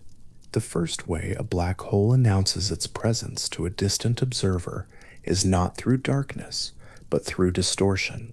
The light of stars behind it does not travel in straight lines as it passes nearby. It follows the curves the black hole has pressed into space-time, and those curves bend starlight around the object the way a lens bends it through glass. A star that should be hidden directly behind the black hole may appear twice, once on each side. A ring of faint light may form where paths from the same source converge after bending around the horizon from every direction at once. The background sky, seen from a vantage point moving toward the horizon, does not simply dim, it shifts and warps and multiplies, as though the space between the observer and the stars has become a deep, distorting bowl. This bending is the first signature, the outermost echo of a gravity so concentrated that even geometry has changed its shape. Moving inward from that first distortion, there is a region where the bending of light becomes not just perceptible, but extreme. At a distance equal to 1.5 times the radius of the horizon, the gravity has grown strong enough to hold a photon in orbit. A photon traveling in exactly the right direction, at exactly the right angle, neither falling inward nor escaping outward, can trace a circle around the black hole indefinitely. In principle, it could circle forever, a loop of light closed on itself at that radius, though in practice, any small disturbance would send it spiraling slowly outward or inward in time. The spherical shell of barely possible light paths sits above the horizon like an invisible crown. Its geometry determines how large the black hole appears from the outside, the size of the dark circle it stamps against a glowing background. When the first direct image of a black hole was produced in 2019, it was this shell and the shadow it casts that defined the dark disk at the image's center, ringed by the bright glow of hot matter falling toward it. The shadow is wider than the horizon itself because light paths bent toward the black hole from a range of angles are swept away before reaching an observer's eye, carving a circular void in the brightness of the surrounding sky. Between that shell and the event horizon, space continues to curve. Objects that enter this region and are given a precise enough sideways motion can orbit the black hole in a stable path, neither falling inward nor escaping, but only down to a certain radius. Below a particular threshold, called the innermost stable circular orbit, no stable path around the black hole exists. An object inside that radius, given any amount of sideways motion, will spiral inward. The floor of orbiting space has been reached. Below it, the geometry of the black hole accepts no steady companions. Matter that crosses this invisible boundary falls inward without pause. For a black hole that is not rotating, this innermost stable orbit sits at 3 times the radius of the horizon, far enough out that matter can accumulate there, and bright enough with the energy of infall that it forms the inner edge of a luminous disk. For a black hole that is spinning, the geometry is different.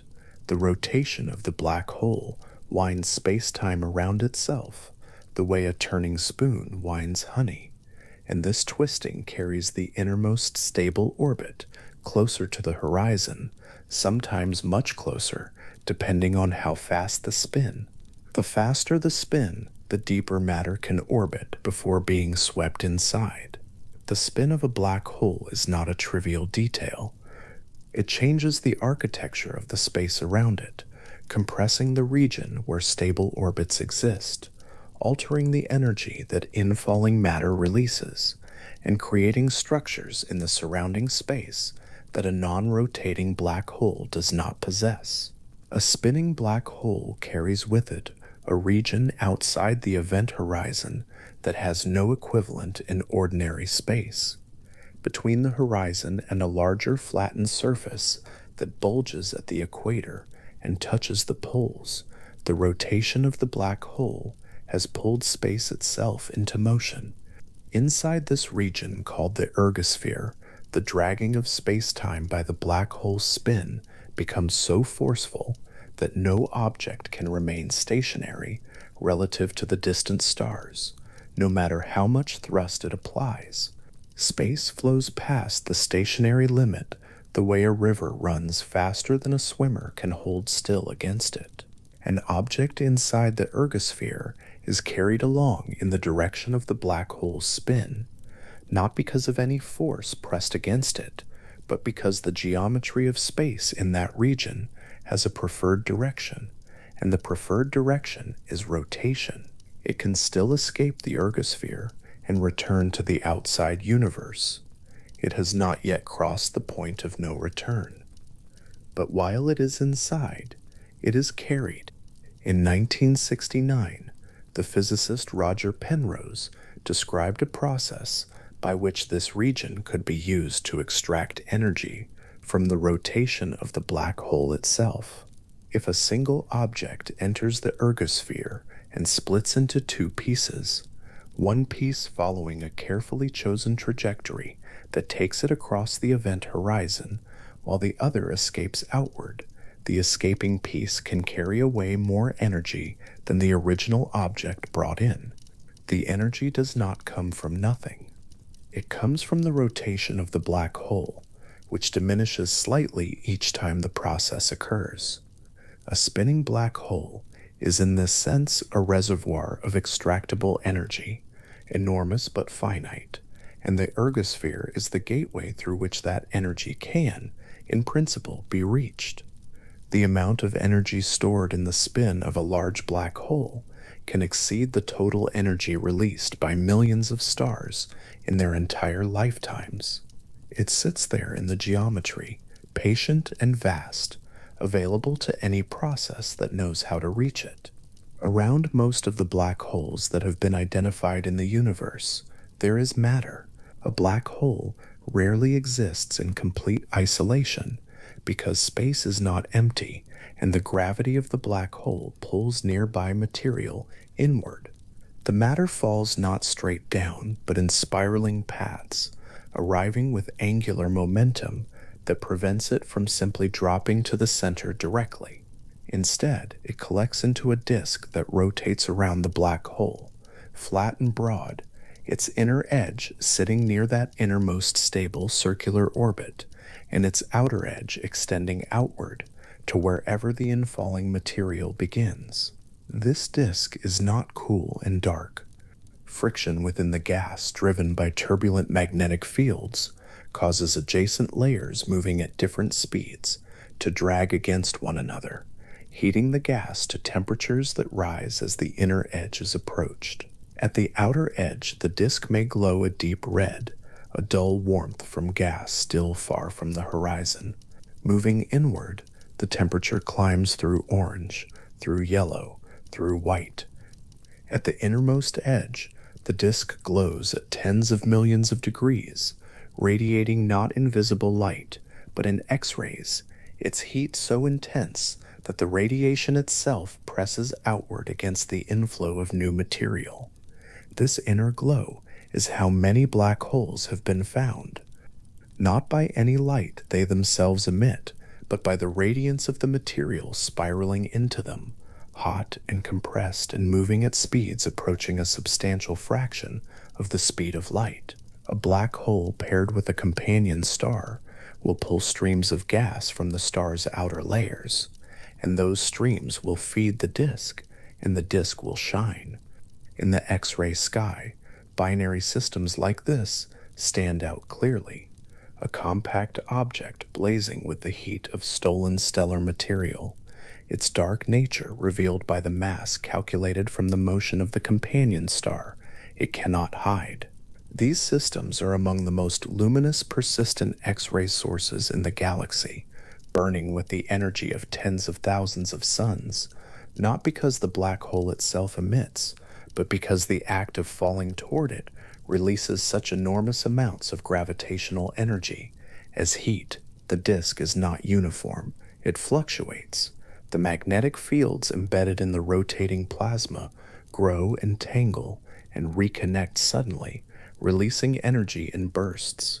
Material falls inward, not at a smooth, constant rate, but in clumps and spirals, bright regions rotating around the inner edge of the disk, appearing and disappearing in fractions of a second. Seen from a distance, the disk flickers. The flickering carries information about the geometry of the space it occupies, the rate of rotation, the size of the innermost stable orbit, the spin of the black hole buried inside the geometry of the disk's structure. From thousands of light years away, the flickering light of an accretion disk contains, encoded in its timing and its spectrum, the shadow of a number describing how fast the black hole is spinning. Some of that falling matter does not reach the event horizon at all through the disk. In a fraction of accreting black holes, a portion of the infalling material is redirected. Instead of spiraling down into the disk and falling inward, some of the plasma is caught up in the twisted magnetic field lines, threading the inner disk and the ergosphere, and it is accelerated outward, not across the disk, but perpendicular to it, up and down, along the rotation axis of the black hole. The material is compressed into narrow channels and flung outward at speeds approaching the speed of light, forming jets. thin columns of plasma that emerge from the immediate environment of the black hole and extend outward into space for distances that can exceed the size of the galaxy that contains the black hole itself. The mechanism that powers these jets is thought to draw ultimately on the same source as the Penrose process, the rotational energy of the black hole, threaded by magnetic fields that reach into the ergosphere and extract angular momentum, converting it into the directed outward flow of plasma. The fields wind up like a spring as the black hole spins, launching plasma in tight helical paths along the rotation axis. Once formed, the jet is collimated by the magnetic field and by the pressure of the surrounding material into a column narrow enough, seen from a great distance, to look like a thread of light emerging from the core of a galaxy. But the thread is not thin. What looks like a thread from the distance of another galaxy is a column of plasma, dozens of light years across, moving at just under the speed of light, carrying the energy of billions of stars. Where the jet finally slows and expands into the intergalactic medium, the diffuse gas that fills the space between galaxies, it creates enormous lobes of energized plasma, spreading out into clouds hundreds of thousands of light years wide.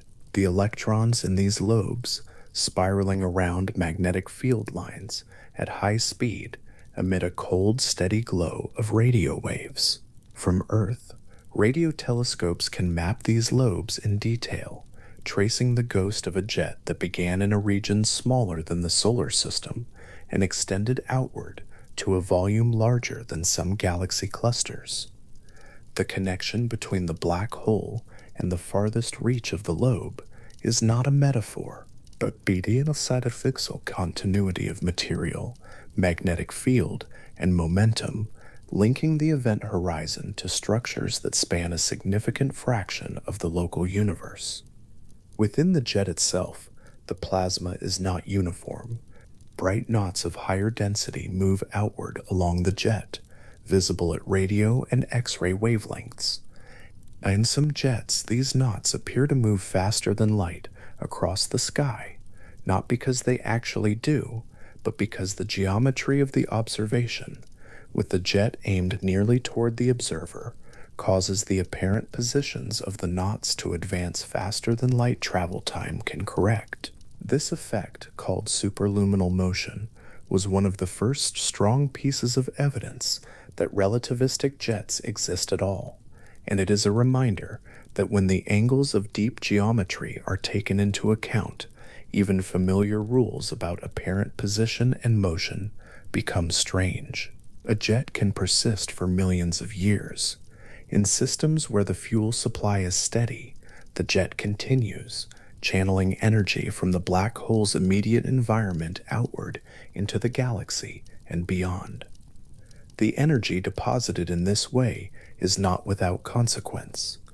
A powerful enough jet can heat the gas of its host galaxy, disrupting the cooling that would allow new stars to form, effectively linking the size and activity of a central black hole to the temperature and structure of the entire galaxy surrounding it. The black hole at the center of a galaxy, too small to see directly from across cosmological distances, shapes the life of the galaxy through the energy it releases as matter falls in. The jet is the messenger. At the center of our own galaxy, roughly 26,000 light-years from the Sun, there is a black hole holding about 4 million times the mass of the Sun. It is not currently accreting at a high rate. Its disk, if it exists at all at this moment, is thin and dim. Its jets, if they are active, are faint, but the stars near the center of the galaxy move in tight ellipses around a point that emits almost nothing at visible wavelengths, their orbits curving sharply around an invisible gravity that has been measured now with enough precision to determine the mass to within a few percent. The black hole at the galaxy's center is quiet as black holes go, but the stars around it are moving fast enough that the mass they orbit can be calculated with confidence, and that mass is too large, too concentrated to be anything else. Observations over decades have tracked individual stars as they arc around this invisible center, some of them coming within a few hundred times the distance from the Earth to the Sun, before swinging back outward on long elliptical paths. One star completes its orbit in just over 16 years, moving at its closest approach at nearly 3% of the speed of light. At those speeds, and at that proximity to the mass, general relativistic effects become measurable in the orbit itself. Small deviations from a simple ellipse, a slow rotation of the orbit's orientation in space, consistent with the predictions of general relativity for a mass this large at this concentration. The geometry is not theoretical in any distant or abstract way. It is traced out, year by year, by a point of light moving across the sky above the galactic center. The black hole at the center of the galaxy last had a substantial meal, roughly a few million years ago, and the evidence of that meal is visible even now. Two enormous lobes of high-energy gas expand above and below the plane of the galaxy, each one extending thousands of light-years in both directions from the center, faint but detectable in gamma rays and X-rays. These structures are called the Fermi bubbles, after the telescope that first resolved them clearly, and they record in their shape and spectrum the memory of a time when the central black hole was active, when material fell in at a high rate, and the energy released was enough to drive an outflow of hot gas into the halo of the galaxy, a slow exhale that is still moving outward after millions of years. The central black hole is quiet now. The region immediately around it is not completely dark. There is a compact, bright radio source at the center, a faint glow from hot gas accelerated by the black hole's gravity, but there is no disk ablaze with X-rays, no jet extending into intergalactic space. The Fermi bubbles are the memory of an older, more active time, an epoch when the galaxy's center was briefly as bright as some of the distant active galaxies now visible across hundreds of millions of light years. Those distant objects, quasars and radio galaxies, and the broad category called active galactic nuclei, are what a galaxy with a well-fed central black hole looks like. Their brightness, at some epochs exceeding the combined light of all the stars in their host galaxy, comes from the same process at a larger scale, matter falling into the disk heating, the heat radiating outward as light. The largest of these central black holes contain mass measured not in multiples of the Sun, but in billions of solar masses. The boundary of such an object, despite its enormous mass, encloses a region where the average density is in some cases lower than that of water. At 10 billion solar masses, the event horizon would span a distance larger than portions of the outer solar system. The tidal forces near this horizon, the stretching forces that arise from the difference in gravity between one side of an object and the other, would be gentler than those near a small black hole, because the radius of the horizon is so large that the gradient of gravity across a human-sized object remains small. An observer at the horizon of such a black hole, in the moments after crossing, would notice nothing dramatic. The surrounding space would look distorted, the disk would be brighter ahead than behind, but the crossing itself would leave no physical mark. It is only later, after the crossing deep inside, that the inward direction becomes truly inescapable, and the future becomes shorter in every path available. Inside the event horizon, no further orbit is possible. Every path leads toward the center. The time remaining for an infalling observer is not infinite, but sharply bounded, determined by the mass of the black hole and the speed of light, amounting to a fraction of a second for a small black hole and a few hours for the largest. Within that time, the observer falls. The tidal forces increase. For a stellar mass black hole, the tidal stretching along the direction of fall and compression across it would become noticeable, then overwhelming, long before the center is reached, pulling matter apart in a process sometimes called spaghettification, a word that captures the geometry faithfully, if not the gravity of the circumstance. For a supermassive black hole, this stretching remains gentle for much longer, and the singularity approaches without the body being torn apart in advance. The singularity itself, if general relativity is taken fully at its word, is a point where the curvature of spacetime becomes infinite, where density has no ceiling, and where the equations produce values that cannot be given physical meaning. Most physicists treat this not as a description of what actually exists at the center, but as a signal that the theory has been extended beyond the domain where it is valid. At scales small enough, the geometry of spacetime cannot be treated as a smooth, continuous thing. Quantum mechanics becomes relevant. The exact nature of what general relativity calls a singularity is left open, a question pressed into the territory where no current theory provides a complete answer. The center of a black hole is one of the few places in physics where two of the most successful theories of the natural world, general relativity describing the large and quantum mechanics describing the small, are both needed and cannot currently be reconciled. What sits at the center remains, honestly, unknown. The equations mark the point and fall silent. For an observer outside the black hole, watching something fall inward toward the event horizon, the picture is different in a way that goes deeper than perspective. Gravity slows the passage of time, and the closer a clock is to a large mass, the more slowly it runs relative to a clock held far away. Near the event horizon of a black hole, this slowing of time becomes not a small correction, but a dominant effect. A clock falling toward the horizon, as seen from far away, does not simply slow, it slows without limit. As the clock approaches the horizon, each tick takes longer than the last. The light it emits, climbing away from the deepening gravitational well, is stretched to longer and longer wavelengths, shifting from visible frequencies through infrared, through radio, through wavelengths so long that the signal effectively vanishes from any detectable spectrum. The clock's image dims and reddens and slows to a halt, frozen at the boundary, as though time at the horizon has stopped entirely. To the infalling observer, none of this is experienced. The crossing happens, the interior begins, but from the outside, nothing ever crosses.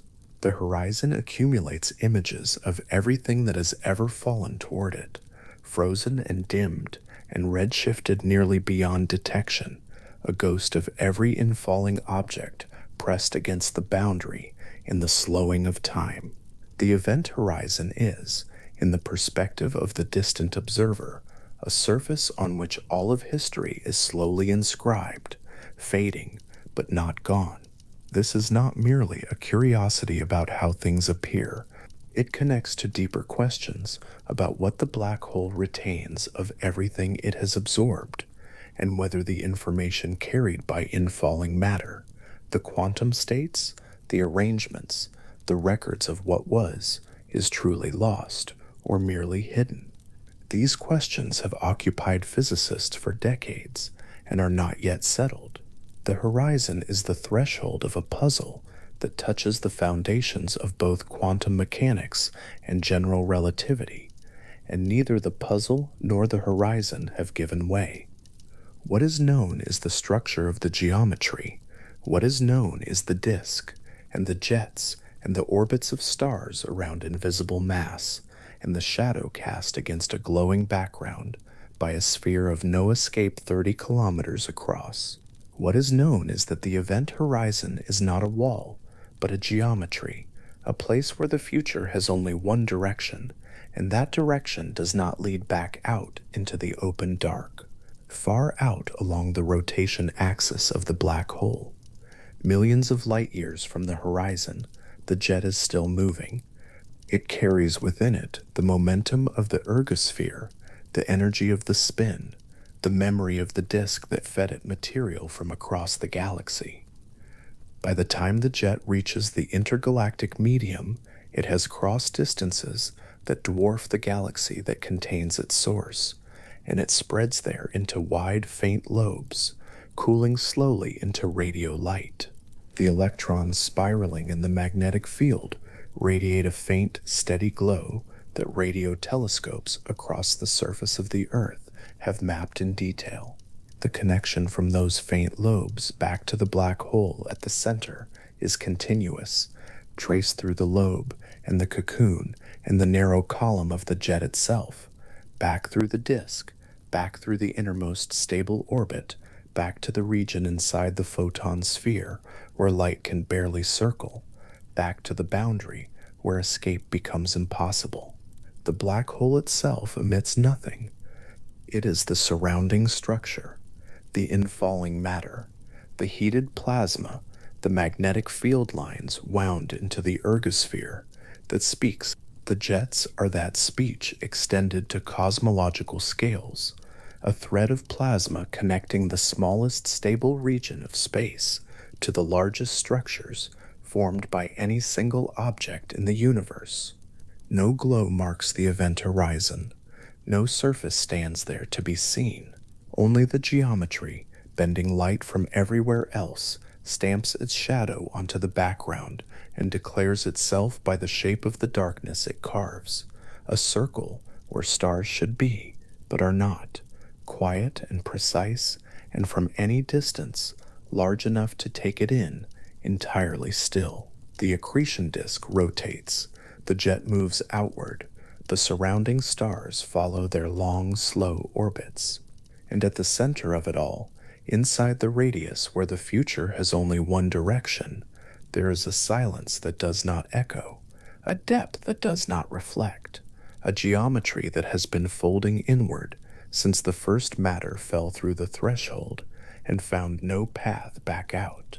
That geometry does not change, it does not decay, it does not tire. It holds the shape it was given when the collapse finished, and it holds it now, and the disk rotates around it, and the jets extend outward from it, and the distant stars trace their slow ellipses around the mass they cannot see, their light arriving in our direction across thousands of years of open space, carrying in the curve of their paths the only record we have of what lies at the center of their long, slow circling. The thread of the jet reaches into the dark between galaxies and continues there, luminous and narrow, and alone, long past the boundary where the galaxy's own stars thin out and stop, out there in the space between one island of stars and the next. The jet finally slows and opens, spreading into the wide, faint lobes that mark the memory of the energy that drove it outward. The electrons radiate their slow glow into the void. The lobes cool, the magnetic field weakens with distance, and the whole enormous structure, from the 30-kilometer sphere of the horizon to the radio-bright lobes spanning millions of light years, rests there in the dark, connected, continuous, extending from the most confined region of space to one of the largest single structures in the observable universe, silent at its center and reaching, always reaching, quietly outward. Just outside a black hole's event horizon, the vacuum is not empty. It only looks that way from a distance. Up close, at the smallest scales the universe allows, space seethes with a ceaseless, quiet activity that no instrument has ever directly measured, but that mathematics describes with great precision. Particle pairs flicker into existence and vanish again in intervals so brief they fall below the threshold of the measurable, appearing and disappearing across every cubic inch of space at every moment, even in the dark between galaxies, even in the silence of an empty room. This has been the nature of the vacuum since the first moments of the universe, and it continues now, unobserved, in every corner of space that contains nothing else. Near the event horizon of a black hole, something changes, the tidal geometry of that boundary, the way spacetime curves so sharply there that the difference in gravitational pull across even a tiny distance becomes extreme, reaches into that ceaseless flicker, and occasionally pulls two partners apart before they can find each other again and dissolve. One falls inward, the other drifts away, and the one that drifts away carries with it a small quantity of real energy drawn from the black hole's own mass in the form of genuine radiation. This is Hawking radiation. Stephen Hawking described it in 1974, and it remains one of the most important theoretical results in all of physics, a place where quantum mechanics and general relativity, two frameworks that do not easily speak to each other, are forced into contact, and something new and strange emerges from the conversation. The radiation is cold. For a black hole with the mass of the sun, the temperature it produces is roughly 60 billionths of a degree above absolute zero. Nothing in the present universe is cold enough to see it against the background, the faint hiss of ancient radiation left over from the early universe sits at nearly 3 degrees above absolute zero, far warmer, drowning the whisper of Hawking radiation completely. A stellar mass black hole is, in this sense, colder than space itself. It absorbs far more than it emits, grows slowly, almost imperceptibly, fed by the ambient radiation that falls through its horizon, while the quantum process at its boundary works in the opposite direction at a rate so slow it cannot be measured by any technology that currently exists or has been proposed. But time, here, is the quantity that changes everything. Given enough of it, and what follows requires a quantity of time so large that the number written out in years would need dozens of digits to hold it, the radiation wins. Each escaping particle carries away a tiny fragment of the black hole's mass. Each fragment taken means the black hole is slightly less massive, and as the mass decreases, the temperature rises, which means the radiation intensifies slightly, which carries away more mass, which raises the temperature further, which increases the radiation again. The process is gradual for almost all of its duration, almost imperceptibly slow across timescales longer than the current age of the universe, and then, only at the very end, does it accelerate into something swift. For most of its life, a black hole simply persists in the dark. The stars it knew when it formed will long since have burned out. The galaxy it inhabited will have changed beyond recognition. Stars scattered, merged, dispersed across vast distances by gravitational interactions over billions of years. The cosmic microwave background, the faint warmth that fills all of space today, will have stretched and cooled to temperatures far below anything that now exists. The universe will be older by a factor that makes our current age feel like a single breath at the beginning of a very long night. And the black hole will still be there, dense, cold, dark, unperturbed. A stellar mass black hole, one formed from a single collapsing star, perhaps 10 times the mass of the sun, will endure for roughly 2 times 10 to the 67th years before the process of Hawking evaporation carries it away completely. Written plainly, that is a 2 followed by 67 zeros. The age of the observable universe is approximately 14 billion years, a number that, placed beside this evaporation timescale, is so small it essentially does not register. Every star in the observable universe will have long since exhausted its fuel and gone cold. The last red dwarfs, the most frugal and long-lived of all, will have burned out trillions of years before a stellar mass black hole shows any meaningful change in its mass from evaporation alone. There is something restful in this. Not every slow thing is eroding. Not every persistent thing is waiting for something. The black hole simply exists in the manner of things that have arrived at a state requiring very little to maintain it, and continues. Jacob Bekenstein had glimpsed something of this persistence and something of its limits 2 years before Hawking's radiation paper in 1972. He was studying a question that seemed almost philosophical. Does a black hole have entropy? Entropy, in the physics of heat, measures how much information is unavailable about the precise internal arrangement of a system. A hot gas has high entropy because the positions and velocities of its countless molecules cannot be known. A crystal has low entropy because its atoms sit in ordered, predictable positions. Bekenstein's question was whether a black hole, which appears to have no internal structure visible from outside, could be said to have entropy at all, or whether things falling into it simply had their entropy erased from the universe's accounting. The answer he found was that it could, and that the entropy of a black hole is written in the area of its event horizon, not its volume, its area, the surface, not the interior.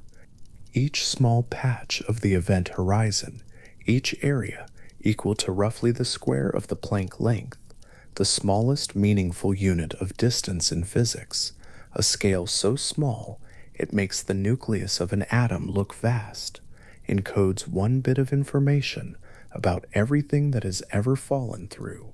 The entire history of all infalling matter is preserved, in some sense, at the boundary.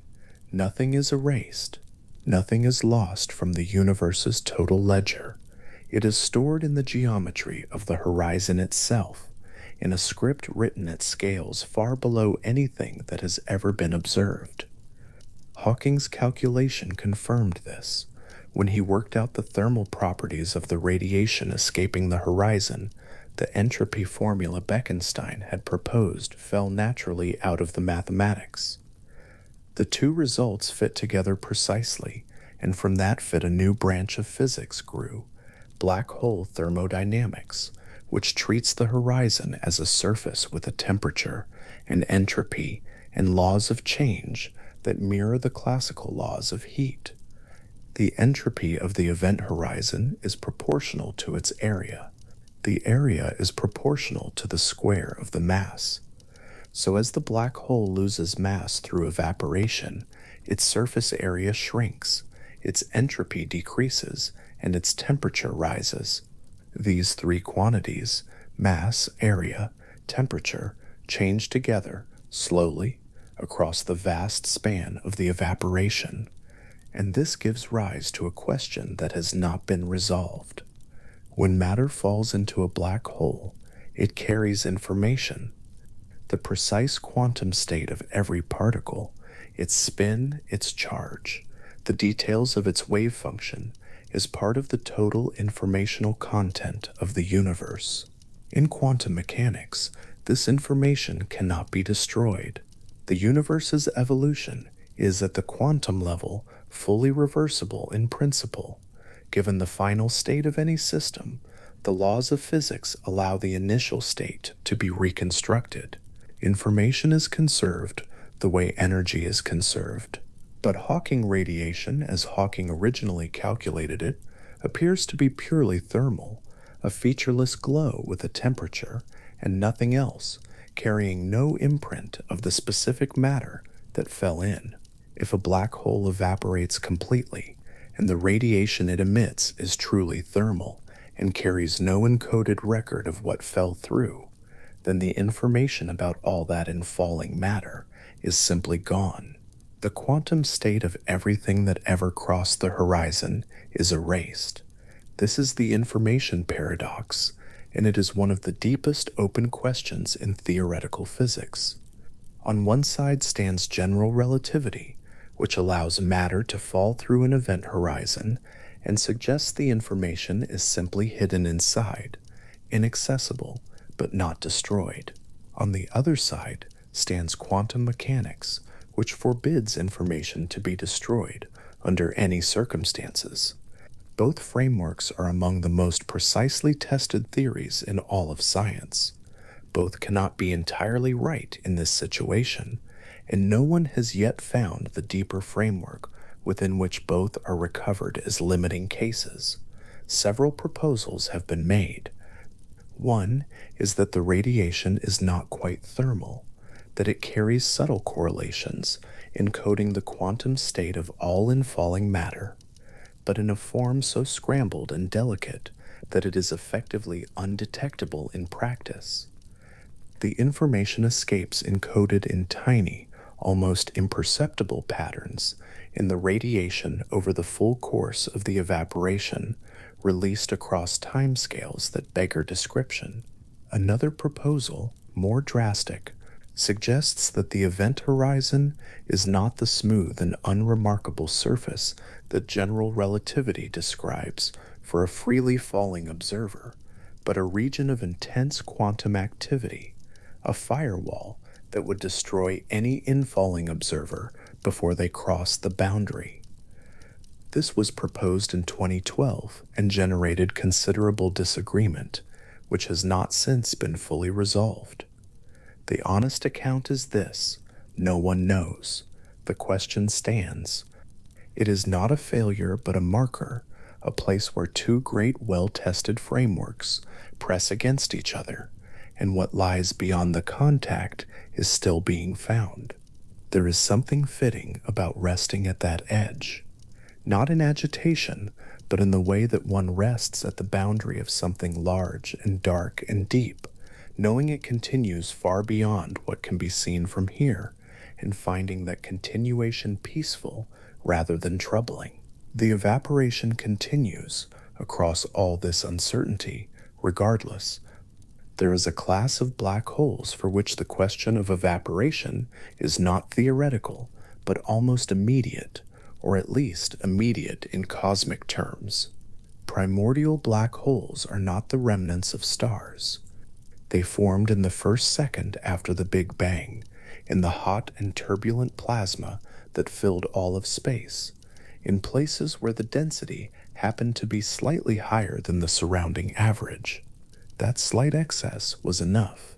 With no star required, with no explosion, with no progenitor at all, those small overdense regions simply collapsed under their own gravity, and black holes of a wide range of masses formed throughout that first brief and blazing moment. Some were enormous, some were very small. The evaporation timescale scales with the cube of the black hole's mass.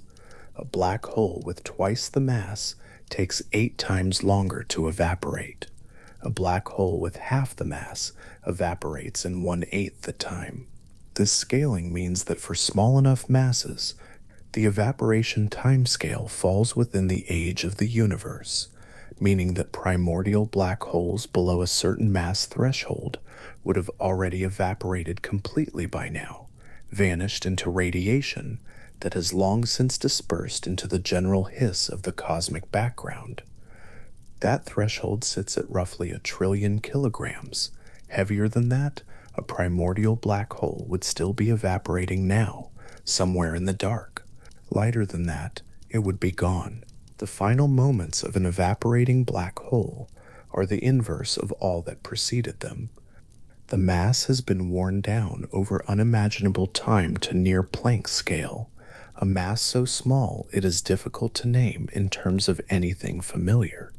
Below the gram, below the milligram, reduced to something on the order of the most fundamental unit of mass the universe seems to permit. At that scale, the temperature has risen to billions upon billions of degrees. The radiation is no longer a cold whisper, but a cascade. The evaporation is no longer slow, but accelerating, faster and faster. As the remaining mass shrinks, the temperature rises. The emission intensifies, the mass shrinks faster still. In a fraction of a second, the remaining mass releases entirely. A burst of gamma radiation, the most energetic form of light, flares outward from a point in space where the black hole was. Then nothing, no remnant, no scar on the geometry of space, just the expanding sphere of radiation moving outward at the speed of light, carrying the last of the mass energy, and behind it, the geometry of spacetime, as smooth and featureless as it was before anything was there. Instruments have been designed to search for these final bursts. The Fermi Gamma Ray Space Telescope, launched in 2008 and still operating, scans the sky for transient high-energy events that might carry the signature of a primordial black hole in its final moments of evaporation. Nothing that fits that description has been found. This means either that primordial black holes of the right mass do not exist in detectable numbers near enough to be observed, or that the final burst has a different character than current models predict, or that the instruments have not yet been in the right place at the right time. The search continues. There is another possibility, colder and more persistent. If primordial black holes exist in sufficient numbers and with a distribution of masses that has avoided the evaporation threshold, if enough of them are heavy enough to have survived, they could constitute a portion of the dark matter that pervades the universe.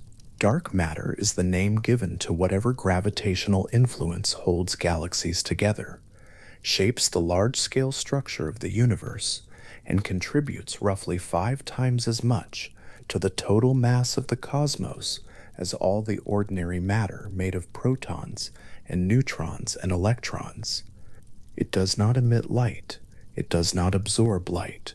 It is known through its gravity alone. Whether primordial black holes make up some fraction of this dark matter is unknown. The constraints are substantial.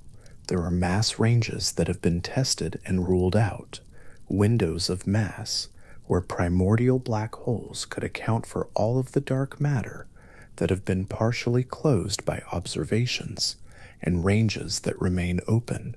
The answer is not settled. It may be that some fraction of the invisible mass threading the universe is not exotic particles at all, but ancient black holes, remnants of the first second of existence, drifting silently through the dark.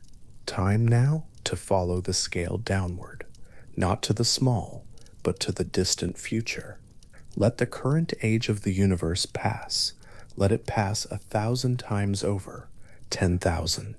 Let the last ordinary stars finish their burning, their hydrogen exhausted, their cores cooling slowly into white dwarfs that fade over billions of years, from white to yellow, to red to black, cold spheres of crystallized carbon adrift in an increasingly dark and empty space. Let the last red dwarfs, small and miserly with their fuel, burn for 100 trillion years before they too exhaust themselves and go cold.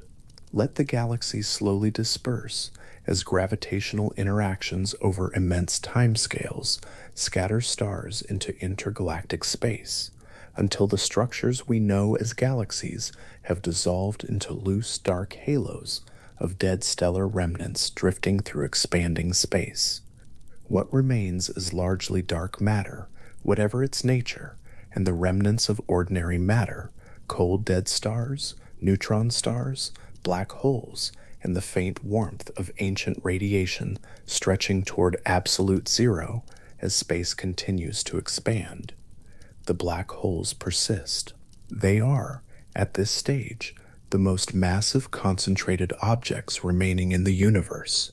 Supermassive black holes, the ones that once sat at the hearts of galaxies and fed on infalling gas and stars, still persist, their masses unchanged by the slow loss of evaporation, which will barely have touched them over timescales measured in mere hundreds of trillions of years. They are the last islands of high mass density in an increasingly dilute and featureless universe. And around them, and around the smaller stellar mass black holes scattered everywhere, the evaporation continues. It is not visible. Nothing in the universe at this epoch emits light that would register against anything else. Space has expanded to the point that everything that was ever close is now unreachably far, and the universe has passed well beyond the epoch of any kind of organized energy flow. But the Hawking radiation continues, faint and thermal, carrying mass away from every black hole in the universe, in perfect indifference to the emptiness around it. The universe at this stage has a quality that is difficult to hold in the mind, but easy to feel in the body. Think of the last moments before sleep, when thought has nearly ceased, and what remains is not quite consciousness, and not quite dream. A state of minimal activity, minimal structure, warm enough to be comfortable, still enough that even the idea of motion has become remote. That is not a metaphor for this epoch. It is the physical character of this epoch, translated into terms that the body can recognize. The slow dimming continues. The black holes evaporate one by one over timescales that dwarf even their own extraordinary lifetimes. First the smallest, the stellar mass remnants, then the larger ones, then the supermassive black holes at the hearts of long-dissolved galaxies, each one enduring for a span that makes the stellar mass evaporation timescale look brief, their masses measured in billions of solar masses, their evaporation timescales measured in numbers that require no fewer than 90 or 100 digits to write. One by one, over a period of time that has no name in ordinary language, they end. Each one ends the same way. Mass worn to nothing, temperature rising past any scale familiar from the current universe, a final burst of radiation, geometry smoothing, absence where mass was, and then they are all gone. What remains is a universe of maximum entropy. The term has a precise meaning in thermodynamics, a state in which no further organized work can be done, because there are no gradients, no differences, no places where energy is concentrated, and other places where it is not. Entropy is maximized when everything is everywhere the same temperature, the same density, the same featureless distribution of whatever remains. What remains is radiation, photons stretching longer and longer as space expands, their wavelengths growing toward scales that exceed any previous notion of length, their energies falling toward but never quite reaching zero. Neutrinos, if they persist, threading the expanded space in near straight lines, carrying almost nothing, touching almost nothing, the faint noise of quantum fluctuations in the vacuum, the same ceaseless activity that gave rise to Hawking radiation in the epoch of black holes, continuing in empty space with nothing left to affect. No structure, no gradients, no further possibility of organized change. This is the state that cosmologists sometimes call heat death, though it is not hot in any familiar sense. It is the final, cool, still, maximally diffuse state of the universe, a condition of such thorough equilibrium that nothing can happen within it that was not already happening, and nothing will change from one vast span of time to the next. There is a question, calm, without urgency, the kind of question that belongs to the late hours of whether this state is truly permanent. Quantum mechanics permits fluctuations. Even in a perfectly empty vacuum, the mathematics allows for the occasional extraordinarily rare spontaneous appearance of a particle, a configuration, a structure, not by any mechanism that requires cause or intention, but purely as a consequence of the probabilistic nature of the quantum vacuum. Given enough time so vast that the evaporation lifetime of the largest supermassive black holes would not register within it as more than a single frame. Even complex structures can, in principle, arise by fluctuation alone. This is not a warm thought.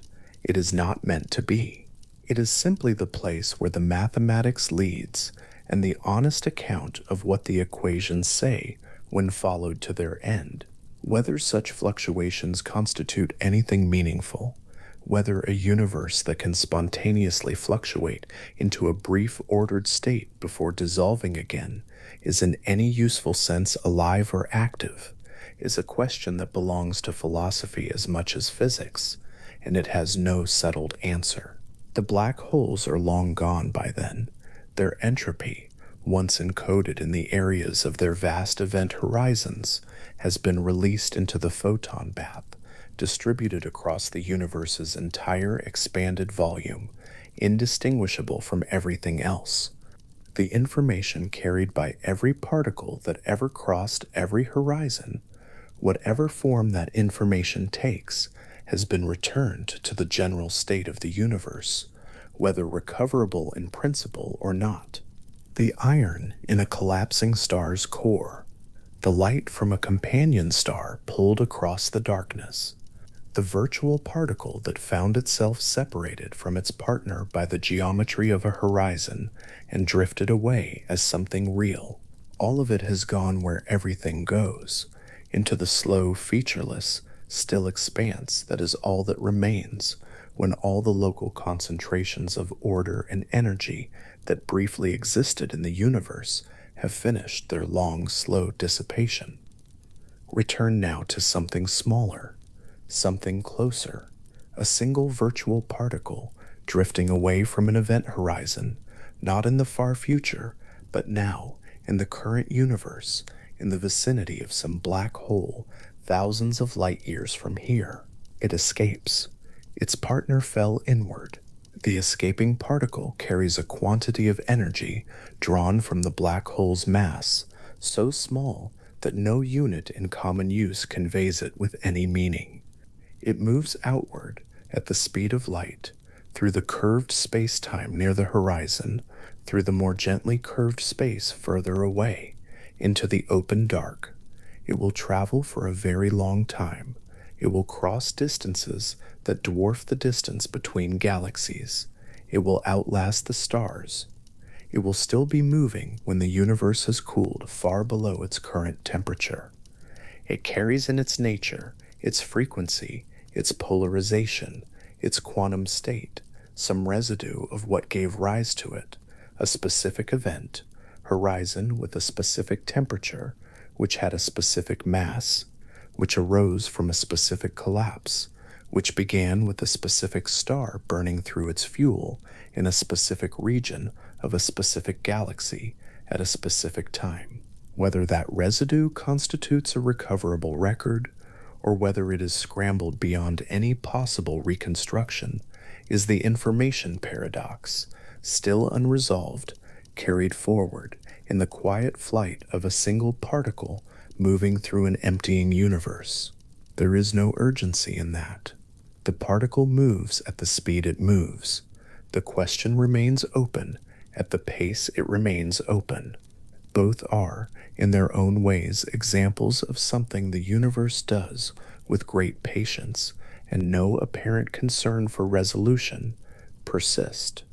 The space beyond the event horizon, the true interior, below the boundary, exists outside the causal structure of everything described here. Whatever happens at the singularity, or wherever general relativity breaks down in that final compressed region, it cannot send a signal outward. It cannot affect the evaporation. It cannot modify the radiation. It is, in the strictest physical sense, cut off from everything in the external universe. Its secrets, if it has them, are not available. Perhaps a deeper theory, one that unifies quantum mechanics and general relativity into a single coherent framework that neither currently provides, will say something about that interior. Proposals exist. String theory approaches the problem from one direction. Loop quantum gravity approaches it from another. Both have made progress in specific areas and face serious unresolved difficulties in others. Neither has produced the complete, testable, unified picture. The search continues with the same patience the universe shows for the things it holds in suspension. The black hole holds everything it has taken. It gives back slowly only what the quantum vacuum allows it to give. And over time, over the vast, still, unhurried time that defines everything at the largest scale, it gives back all of it. All of it. The mass that was once a star, the mass that accumulated over billions of years from infalling gas and smaller companions, the geometry that curved spacetime, that bent light, that held matter in orbits, that drove jets across millions of light years, all of it is returned in the form of radiation to the open space of the universe, not as any kind of restoration, not as any kind of return to origin, simply as a redistribution of energy, the way all energy is eventually redistributed toward the equilibrium that is the universe's final and most stable state. There is a particular quality to the thought of something that persists for longer than the mind can hold, and then ends quietly, without violence, without any observer present, in the release of its last mass into the surrounding dark. It is not a sad thought. It is not a triumphant one. It is the kind of thought that arrives late at night, when the mind has grown quiet enough to let very large things rest beside it without being overwhelmed.